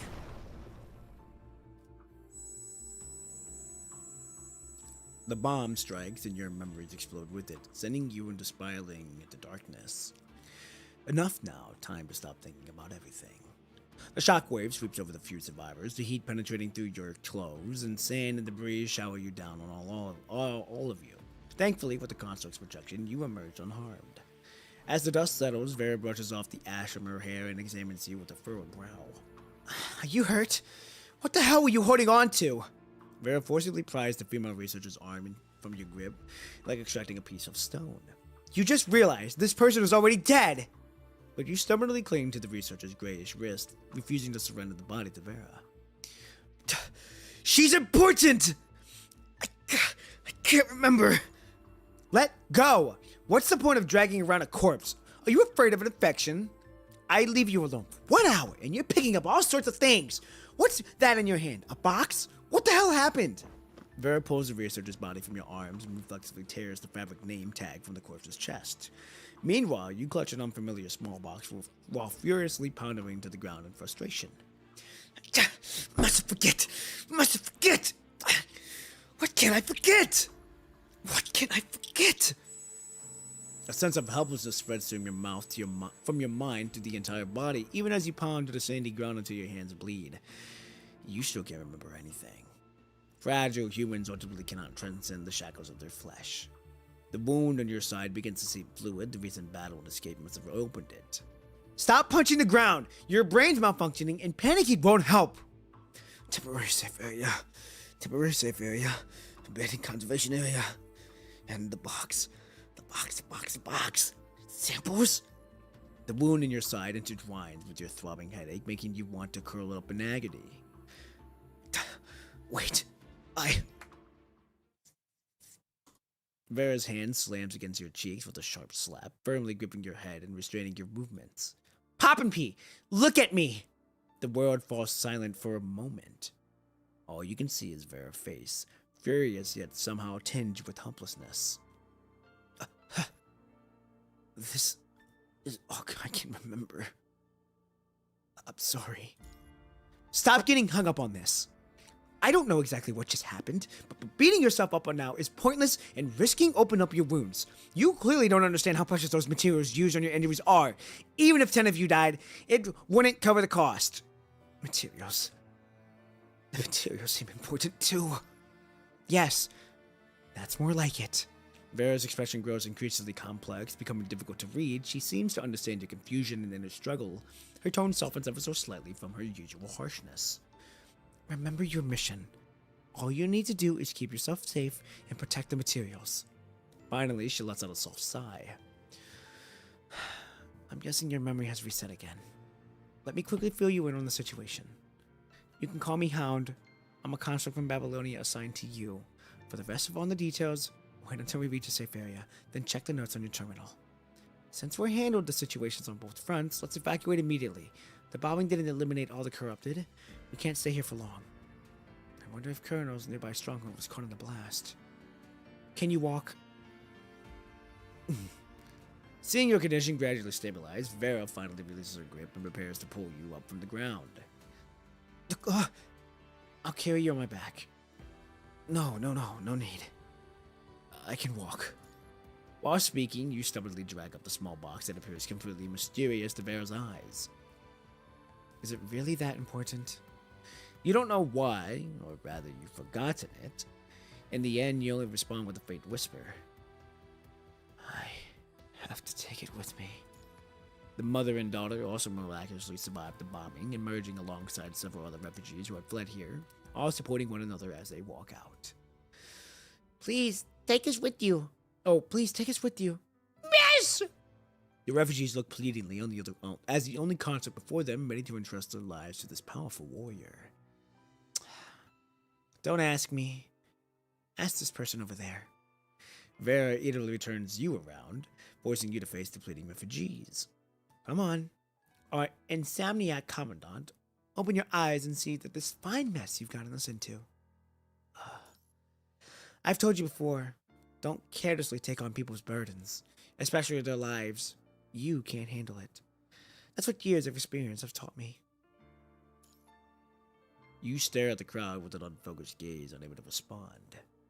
Vera rolls her eyes at you. Judging by your expression, you can't process this right now. That's fine. Eventually, you'll learn the bitter disappointment that comes from playing savior time and time again. Oh, shit. but you're unable to respond. Your legs give way again, and you suddenly collapse to the side. Before you hit the ground, Vera catches you in one swift motion, along with the small box you refuse to let go of. Pop and pee! Vera's anxious call sounds close to your ear, but you can't open your eyes anymore. Compared to constructs, your human body is too fragile, easily breaking from the slightest touch. What the? What's that sound? So after the late stream, I was seeing the PGR live. Oh, you're all good, Ryushi. We got. I actually did a watch party.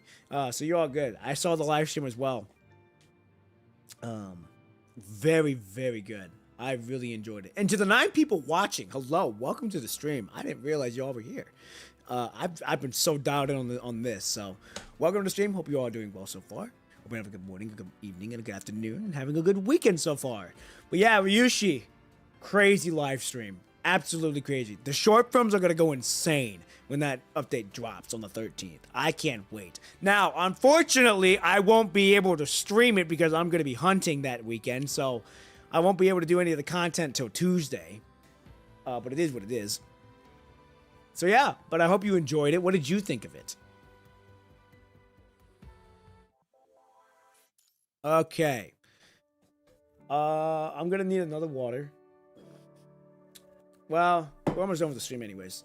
So we're going to do... Well, I'm going to use the restroom anyways. I got to use it anyways. So, all right, I'll be right back. I'm going to go use the restroom, get a quick water, and then we continue on, and we should be almost done with this section of the story.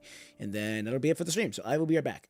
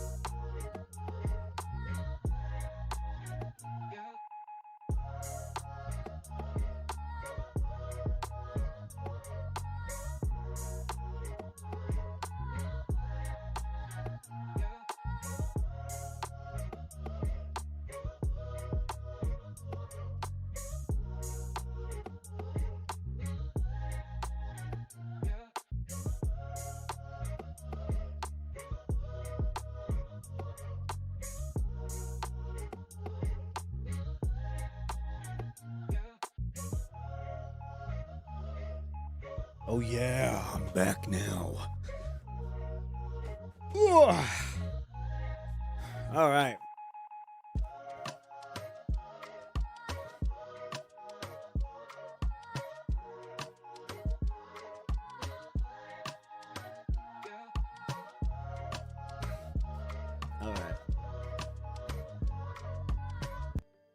Okay. Let us finish this episode. Here we go. Episode 8, Convergence. I don't want to stand by and make a decision I'm bound to regret. Okay, here we go.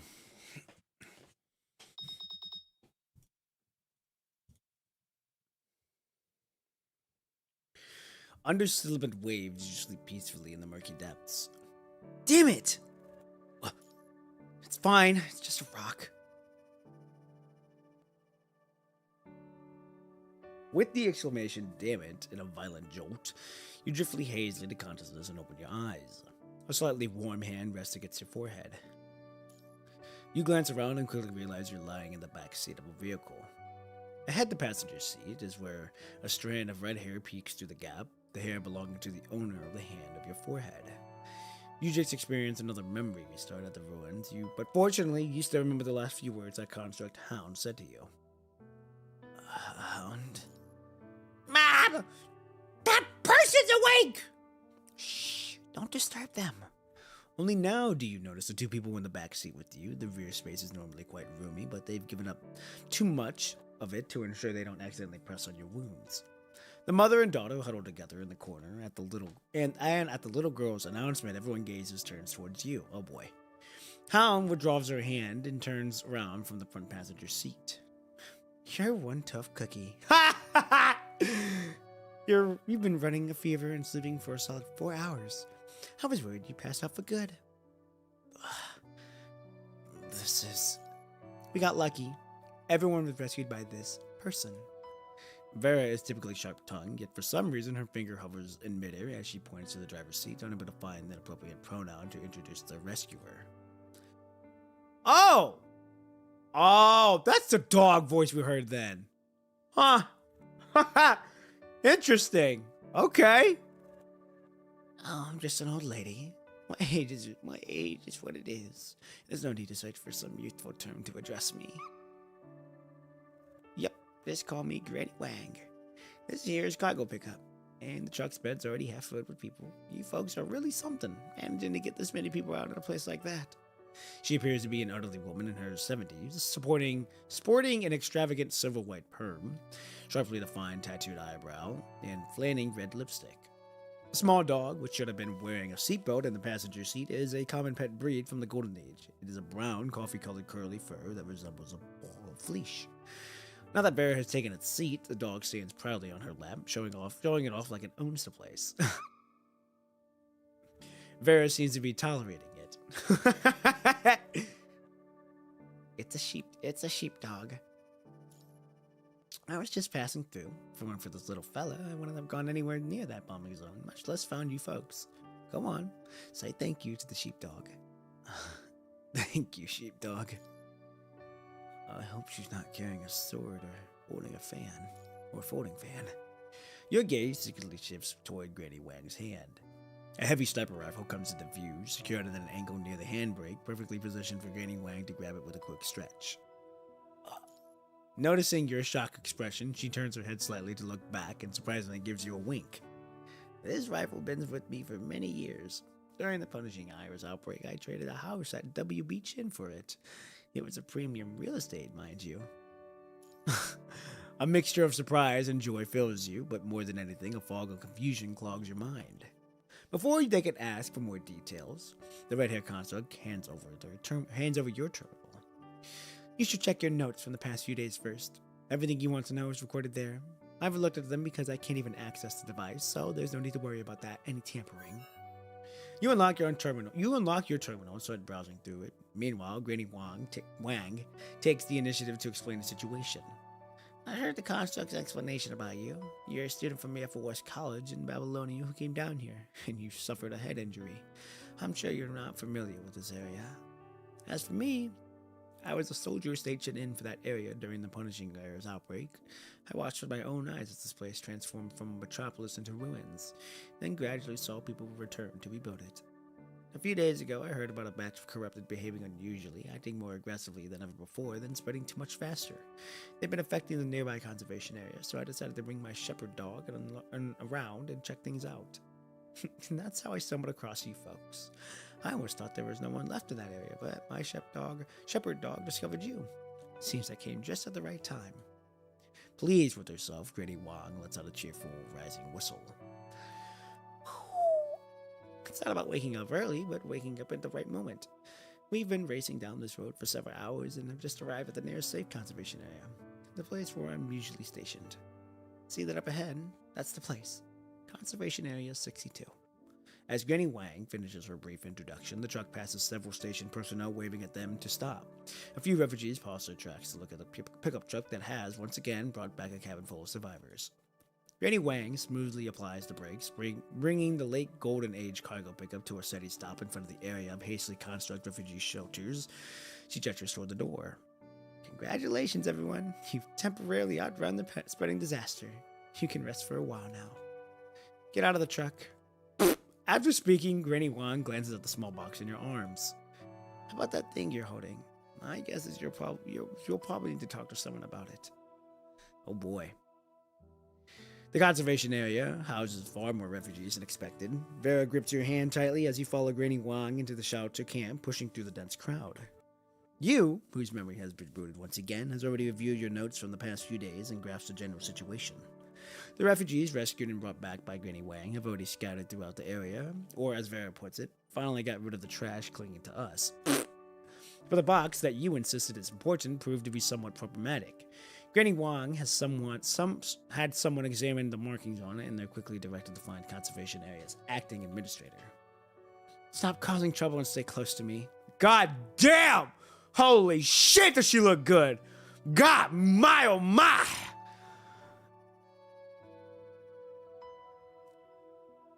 With your face wrapped in bandages, you are led through the crowded mass of people. The unfamiliar glances and noisy chatter pressing in from all sides only intensifies the persistent ache in your skull. The construct ahead notices the problem right away. She eases her grip slightly and pulls you closer to her side. Everyone here just had their homeland destroyed. Desperate people will do the extreme things. Don't listen, don't look, don't get involved, and don't reveal where you're from. Otherwise, I'll leave you here to defend for yourself. Give me that box, too. You refuse Vera's demand, staring at a few drops of dry blood on the box handle. Something tells you that the box is safest in your own hands. Then you better pray no one thinks there's something valuable inside. Here we are. Kent, this is the student.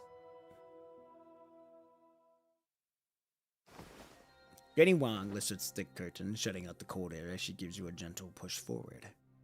Excellent! We actually brought them back! The worried-looking man inside her is on his feet, but stops short when he sees you standing there all alone. Where are the people we sent out? Why is there only one sample returned? This is an undergraduate student from the FOS College. I'm afraid your task force members and the researchers who went with them won't be coming back. This can't be. What happened out there? I don't remember. This is Poppin' P, an honors student from the FOS College.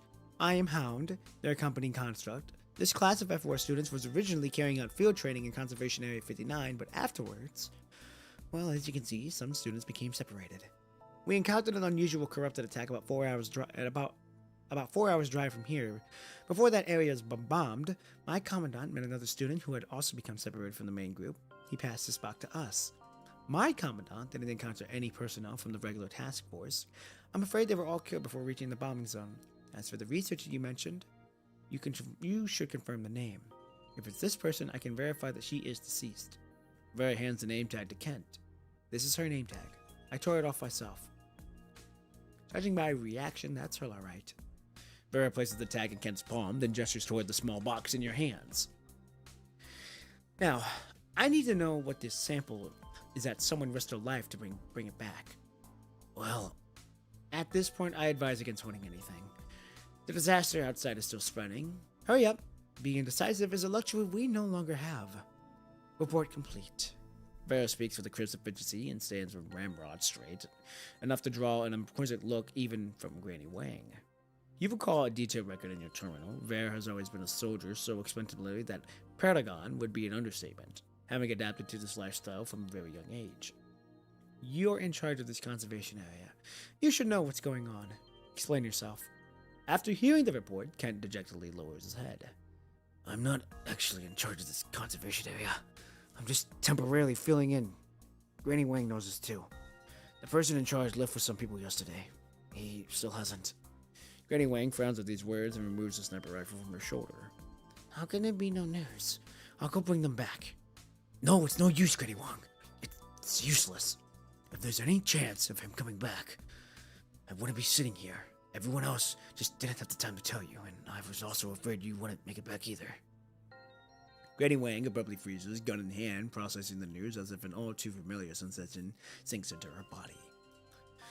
Now this whole mess is dumped in front of me, and I don't have any good solutions. Why do I have to become the one shouldering this burden?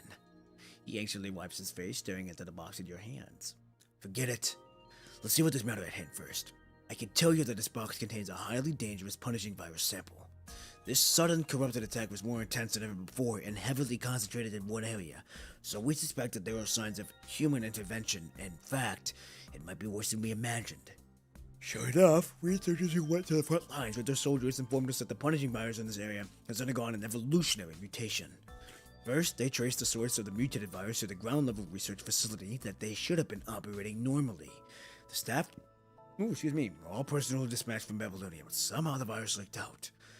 The case of the leak is still unknown, but they discovered that someone left the research facility right before the virus leaked out. That person has now completely disappeared. Vera suddenly feels a sense of deja vu at the story, but cannot immediately recall where she once encountered a similar situation before. We have to go after them. Layla left us at the morning she received the news. Yes, we've already sent a concert to find the person who left earlier, hoping to uncover some clues from them. She hasn't returned yet, but we're not just twiddling our thumbs either. Our team continued deeper into the Outbreak's epidemic center to collect the virus samples, but, stating from our second day of the operation, we lost contact with all of them. Till today, based on your situation you just reported, it seems the samples were passed from to an FOS student who hadn't graduated yet, then transferred to you and your consort here. That's the situation. Everything's been incredibly rushed. Everyone's raced to their deaths. We don't have time to mourn the fallen. Kent feels unprecedented pressure on his role as acting supervisor. He rubs his face over and over as if trying to wipe away the anxiety and fear clinging to his face. Finally, he looks at the few people who have journeyed so far to reach this place. I'm sorry, and thank you for your fearless efforts in bringing us the only anomalous virus sample. I see some of you are injured. You should rest now and leave the sample with us. We still have some anti-inflammatory medicine that you can use. Upon hearing those words, Vera nods, ready to relinquish her responsibilities. Good. Now we can finally complete this side mission. No, it's not over yet. You stop Kent's hand as he reaches for the box. What are you going to do with the sample? This place is at most a temporary shelter for refugees. We don't have any research capabilities here. I'll arrange for personnel to continue transporting the samples to the nearest base that can establish contact with Babylonia. Where would you get that personnel from? Upon hearing your concerns, Kent instinctively glances toward the crowds of refugees in the shelter outside. Almost all of them are ordinary people who fled here from nearby areas. The majority are elderly, weak, sick, or injured. Anti-inflammatory and pain medicines have become scarce commodities among them, worth their weight in gold. At this moment, there is not a single candidate among them that can escort the sample. Granny Wang looks around, lets out a soft sigh, and steps forward. I must remind everyone that the attack range of these abnormal corruptions continues to expand. According to our established safety protocols, we should not only continue transporting the sample, but we should already begin evacuating the conservation area. So, here's what we do. Give me the sample, I'll escort it to the next base with my dog. However, the evacuation work will be on you. Come back. You stubbornly take another step forward, still clutching to the box tightly in your arms. Sorry, Vera! I'm a student of the FOS. I'm also a soldier. Everyone's gaze turns towards you, especially Vera, who appears to be barely restraining herself. Does the FOS college teach you how to jump out of the frying pan and into the flames? That's so incredible. There's no one left who can do this. What do you know? You know what's going on out there. You know that doing this is practically suicide. Yet you still insist on going. I don't want to stand by and make a decision I'm bound to regret. Enough. No matter what you say, I won't let you... Surely you have someone else who can handle this, right? There isn't enough medicine to go around, and that old hag keeps dumping more people onto that shelter without even knowing who they are. If you can't even handle something simple like this, you might as well just give me command. Bunch of trash. Is that Vanessa's voice? Huh? Who? Hey! It's the gang! Woo! Woo! It's the whole gang. We finally see Simon here. Woo! Faint cursing drifts from behind the curtain. A moment later, a young woman yanks it open, pulling a listless boy along her. Then behind them are the mother and daughter whom Madame Wang rescued. The girl points to the Air Force college badge on her chest and barks orders. This mother and daughter told me someone in the same badge as mine got into trouble and was brought back by the old hag, then brought directly here. Hand them over. It for us is a military academy directly under Babylonia's jurisdiction. Even if that student did something wrong under the surface, we shouldn't. You misheard me. I didn't say they caused trouble. I said they got in trouble. They're hurt. Get out of the way. Let me talk to her. Oh, it's you. Vanessa and Simon stopped dead in their tracks, caught completely off guard. The three disheveled classmates just stand there staring at each other, their FOS badges glinting in each other's eyes. What are you doing here? Can't I ever catch a break from you? Oh, good to see you too, Vanessa. Oh, I see. That's all crystal clear now. After hearing the rundown on the samples, Vanessa mulls it over for a moment before she makes her decision. It's simple. From now on, everyone's doing as I say. What is exactly crystal clear to you? Alright, for those who are a little slow on the uptake, let me break it down again. We've got 4 things on our plate. First, we need to get the refugees out of Dodge. Second, we're playing with the waiting game for that concert called Leia to haul the big boss. Third, we need to wrestle those life-saving test materials away from this clown. Fourth, this is the big one. The anomalous virus samples have to be whisked away to the closest conservation area or research institute that can actually handle them. Madame Wang will handle the first 2 tasks, while our FOS forces need to focus all their energy on getting those samples safely escorted. Then, to top it all off, we'll retrieve the special materials from that one's abdomen. That's our best bet. Didn't you just call me an odd hag, kiddo? Are we all on the same page here? Got it! Understood. Simon coughs twice, clearly worse with wear. His body is a mess of wounds. His wrist is in a cast. Vanessa gives you another once-over, a look that could curdle milk. Isn't it obvious? This bleeding pile of junk dares to talk back? Oh my goodness!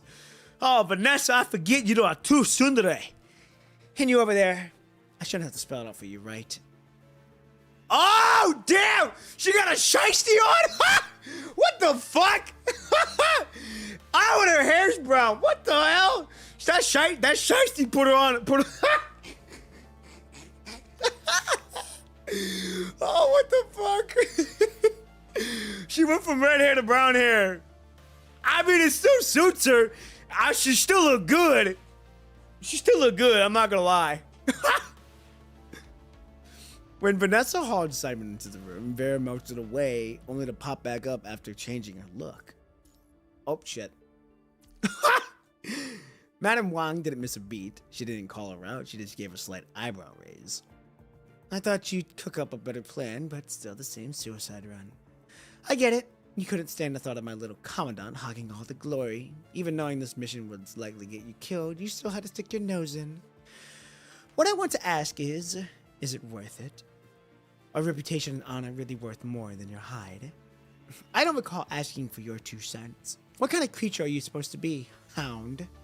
That person might have taken a knock to the head, but I haven't. We all know this combat assessment never included construct development in the cards.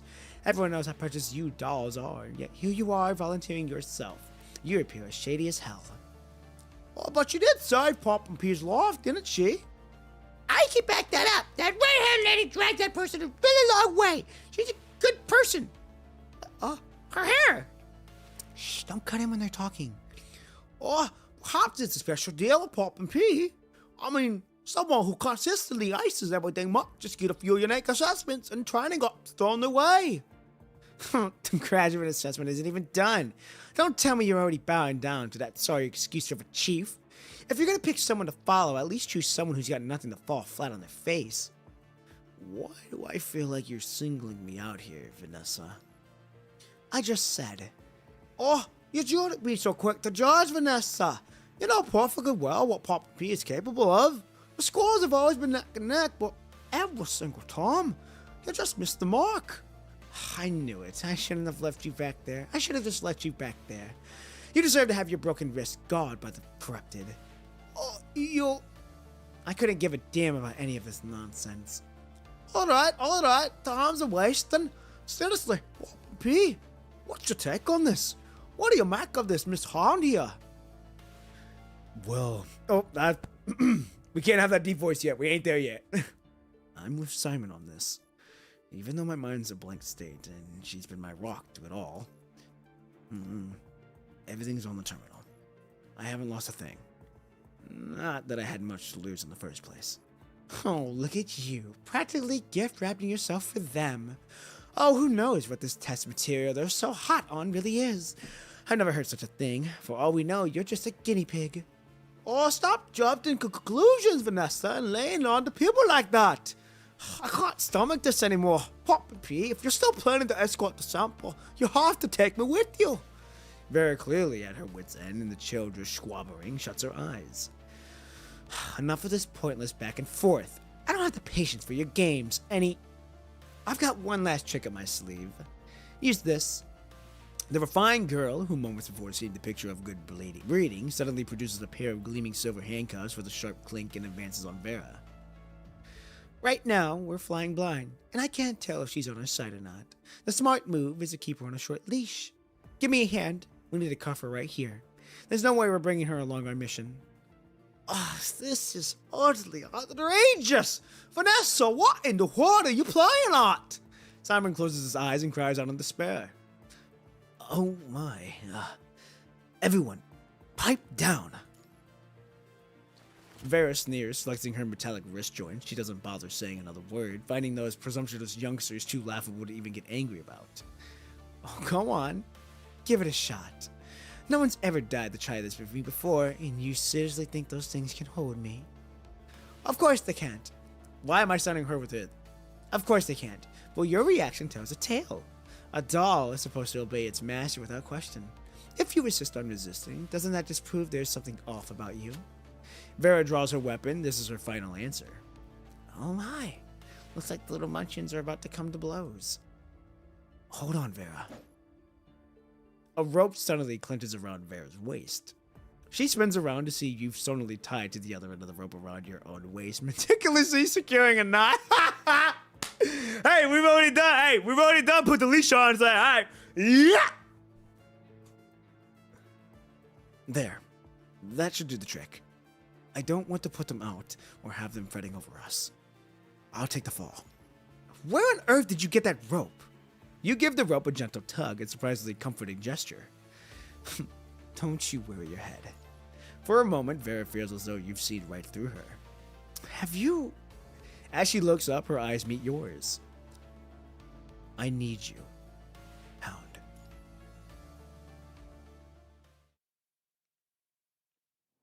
Not far from the conservation area, 32, a hunched figure stands silhouetted against the sun, atop a towering abandoned building, gazing into the distance. He hums a short melody, repeating the same two lines over and over.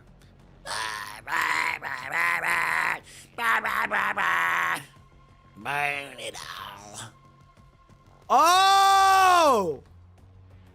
What? I thought that name sounded familiar. That's crazy she's on the enemy side. And then eventually turns to Vanessa's side. What the fuck? What's that song? No idea. Picked it up from someone ages ago. Does it sound alright? It sounds really fancy. Like something a high society type of golden age would sing. Yeah, you've hit the nail on the head. The old man turns his head to see the girl approaching from the edge of the rooftop. Did you climb all this way here? You blocked off every normal way up ahead, so I had to scale it to catch you, Hines. Oh, catch me? I figured you'd come crawling, begging for my help. Tough luck. Looks like you made another bad call. Back in the Golden Age, self-revolution was a no-go. Ever since the outbreak, the punishing has been treating it like a curse. Why can't these numbskulls see that embracing change is the only way forward? What are you muttering about now? Hines falls silent for a few seconds, realizing that the construct before him cannot comprehend the grand vision he's describing. He suddenly finds himself wishing for another red-headed girl who used to chew over these various same ideas with him. Oh, forget it. Anyway, the messenger of the divine had already clued me in on the punishing virus' real purpose. Your bonehead moves can't touch me, Eddie. Layoff's swift quick sends Hines spiraling. End of conversation. Anyone who talks in riddles and shady in my book. Otherwise, you'd be a wait, why'd you bolt from that research place like you knew what's coming? Spill it! Where's the virus samples? Are they still in that research place? Someone's already way off with them. They pulled it off. Perfect. In a few quick motions, Lara hog-ties Hines and slings him over her shoulder. I've got my own mission to wrap up. You're coming with me, and don't even think about trying to talk me in. Wait, don't even try to talk to me on the way. Ow, hey, take it easy. I'm not going anywhere. If I really wanted to get you, you would have found me by now. Oh, you're a tough nut to crack, aren't you? So, what were you doing out here?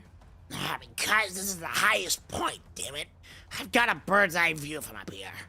Leia suddenly freezes. Were you soaking in the chaos? Absolutely. The gods need to bear witness to my handiwork, and I need to see my efforts ever gone to the pot. Oh, just like the hero who walks through nameless ruins, one must eventually stand at the highest point to look back upon their life. Which conservation area are you from? By my reckoning, those kids moving at that clip. Conservation Area 62 must be the only one still spick and span, right? Hines has lost a dangerous world of his own making. He lets out a booming laugh as if poking fun of the simplest below him. Oh no! What the hell? Meanwhile, inside Conservation Area 62, Vera stares at the rope clenched around the waist of two people, a lump forming in her throat. You idiot! The frantic conversation hits a brick wall as the sheepdog's urgent barking grabs everyone's attention. This is even worse than I thought. Madame Wong shoulders her gun and steps outside. The moment she pulls back the curtain, the refugees erupt, surging toward her and Kent. How in the world did they get here so fast? Leia's not back yet. We can't possibly get back everyone here on our own. Vera watches the pandemonium unfold, taking a deep breath. I'm sick and tired of this crap. Can't we ever finish one damn conservation? Playtime's over. I'll explain everything later. But for now, Vera yanks on your rope, pushing past the curtain, her dual blade lance already gripping firmly in hand. Vera! Stay close. I will. Vera. I'll be waiting for you to explain everything. Vera pauses, her sharp senses picking up on an instant. Subtle shift in the person she's pulling along. Your appearance hasn't changed a bit, yet somehow you've shed a layer of innocence, gaining a certain maturity in something else she truly didn't want to see. Exhaustion. She doesn't have time to dwell on it. Sometimes, even she has to admit she's never had a moment just to talk, constantly dragged forward by fate. If she doesn't keep raising ahead, fate will swallow her whole. And so, spends every single second running for her life. Suddenly, she craves an opportunity for a real conversation with this human. The one who, no matter what, always says okay, I will, and don't worry. Not just to lay out all of her current plans, but to talk about other things, like the future, or what might lie at the end of her endless race. She has a gut feeling that this human, whom she's only just met, might hold the answers. Yes. Well, the fact she got a shiesty on is crazy. Okay, now is this a good stopping point for me to be at? I do believe this is a good stopping point for me to be at. What do you all think?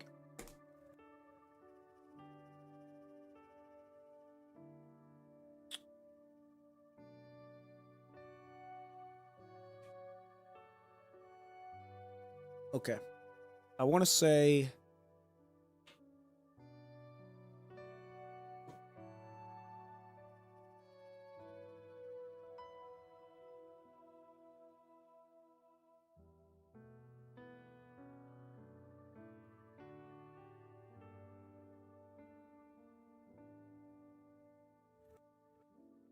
Okay. I think this is a good stopping point for us to be at. Since one, it's kind of in the middle, in a sense. Yeah, like it's a good stop. I think this is a good stopping point for us to be at so far. So, let's see. We've got 10. So we're at 18. 18 chapters left. So that's not terrible. It's not terrible. Like I said, I don't want to rush this either, because, you know, got to take my time with this and really intrigue in all of it. So far, though, not bad. I'm really liking the story so far. The pacing as well is really good. The pacing is really good so far. I'm enjoying the pacing. It's not slow. It's not too fast either. It's like it's just right, actually. So I'm enjoying it so far. So, all right. That's gonna do it for today's stream. I hope you all enjoyed watching the short film, the stream for PGR, and I hope you all also enjoyed the floating record that we've done. We will be continuing this on Tuesday, since I'm hoping to make more headway. I think we're like not even 50%. I think we're like 35 from what I saw. Yeah, 31. So we haven't even scratched the surface yet on making good headway. But yeah, that's gonna do it. If you haven't watched my recent short film, I advise you to go watch that. And I'm going to be working on the next short film today. And then I'm going to be working on Christmas stuff for my family today. And then I'm going to be doing all that. Big content push today for all that. And try to get help the family out as much as I can too. And then Sunday, I ain't doing shit. It's more of like, I'm going to be relaxing, but at the same time, I'm going to be doing other things. So I'm excited for that as well. And then Tuesday, we start with, we pick back up on the floating record. And just kind of go from there. I'm not worried about any of the new content that comes out, because I'm going to be purely focusing on all of this stuff going on with where I'm at right now in the chapter of the story. So, ladies and gentlemen, I thank you all so much for being here. Your time is very precious, and the fact that you decided to come and watch me and spend time out of your day to watch me, I don't take that for granted at all. I thank you all so much for that. And truly, it's a blessing that I'm able to do this. And one day when I'm able to take this full time, I can't wait for that. I'm in no rush for it to happen either. When it happens, it happens. And yeah, I'm just excited for what the future is going to hold and what's going to happen in the future for what I got in store. So please stay tuned, and I cannot wait. And I'm always improving on the short films. I'm always improving on the voice acting. I've been learning more techniques and stuff. So hopefully by the time, you know, I'm not even year one into this yet. By the time I go into year two, my syllabus and, you know, mouthing clicks will be gone by then, and I'll be more profound and more professional into how I do the voice acting and all that fun stuff for my films. So yeah, I'm excited to see what's going to happen. We're getting closer to the end of 2025, which is fucking insane. And I have a video that I will be showing, that I will be reacting on live stream that for it all, for whenever we do that does happen. And I can't wait to show you all, since it's basically talking about my past self. It's talking about I think I made the video in January, and it's basically talking about what happened last year, what I have planned for this year. And so it's going to be a lot of fun when I'm able to bring that video back out. So I'm excited for it. So, all right, ladies and gentlemen, I don't want to keep you here any more longer than usual. Again, thank you all so much for watching. I will see you all Tuesday night, 7 p.m. Central Standard Time, where we will be continuing the floating record, Sparks to Wildfire. Until then, I hope you all have a good weekend. Have a good night. Have a good evening. Oh, wait, I already said that part. Have a good evening, have a good afternoon, and have a good morning. Stay safe out there, and ladies and gentlemen, I'll see you all later. I'm out. Peace.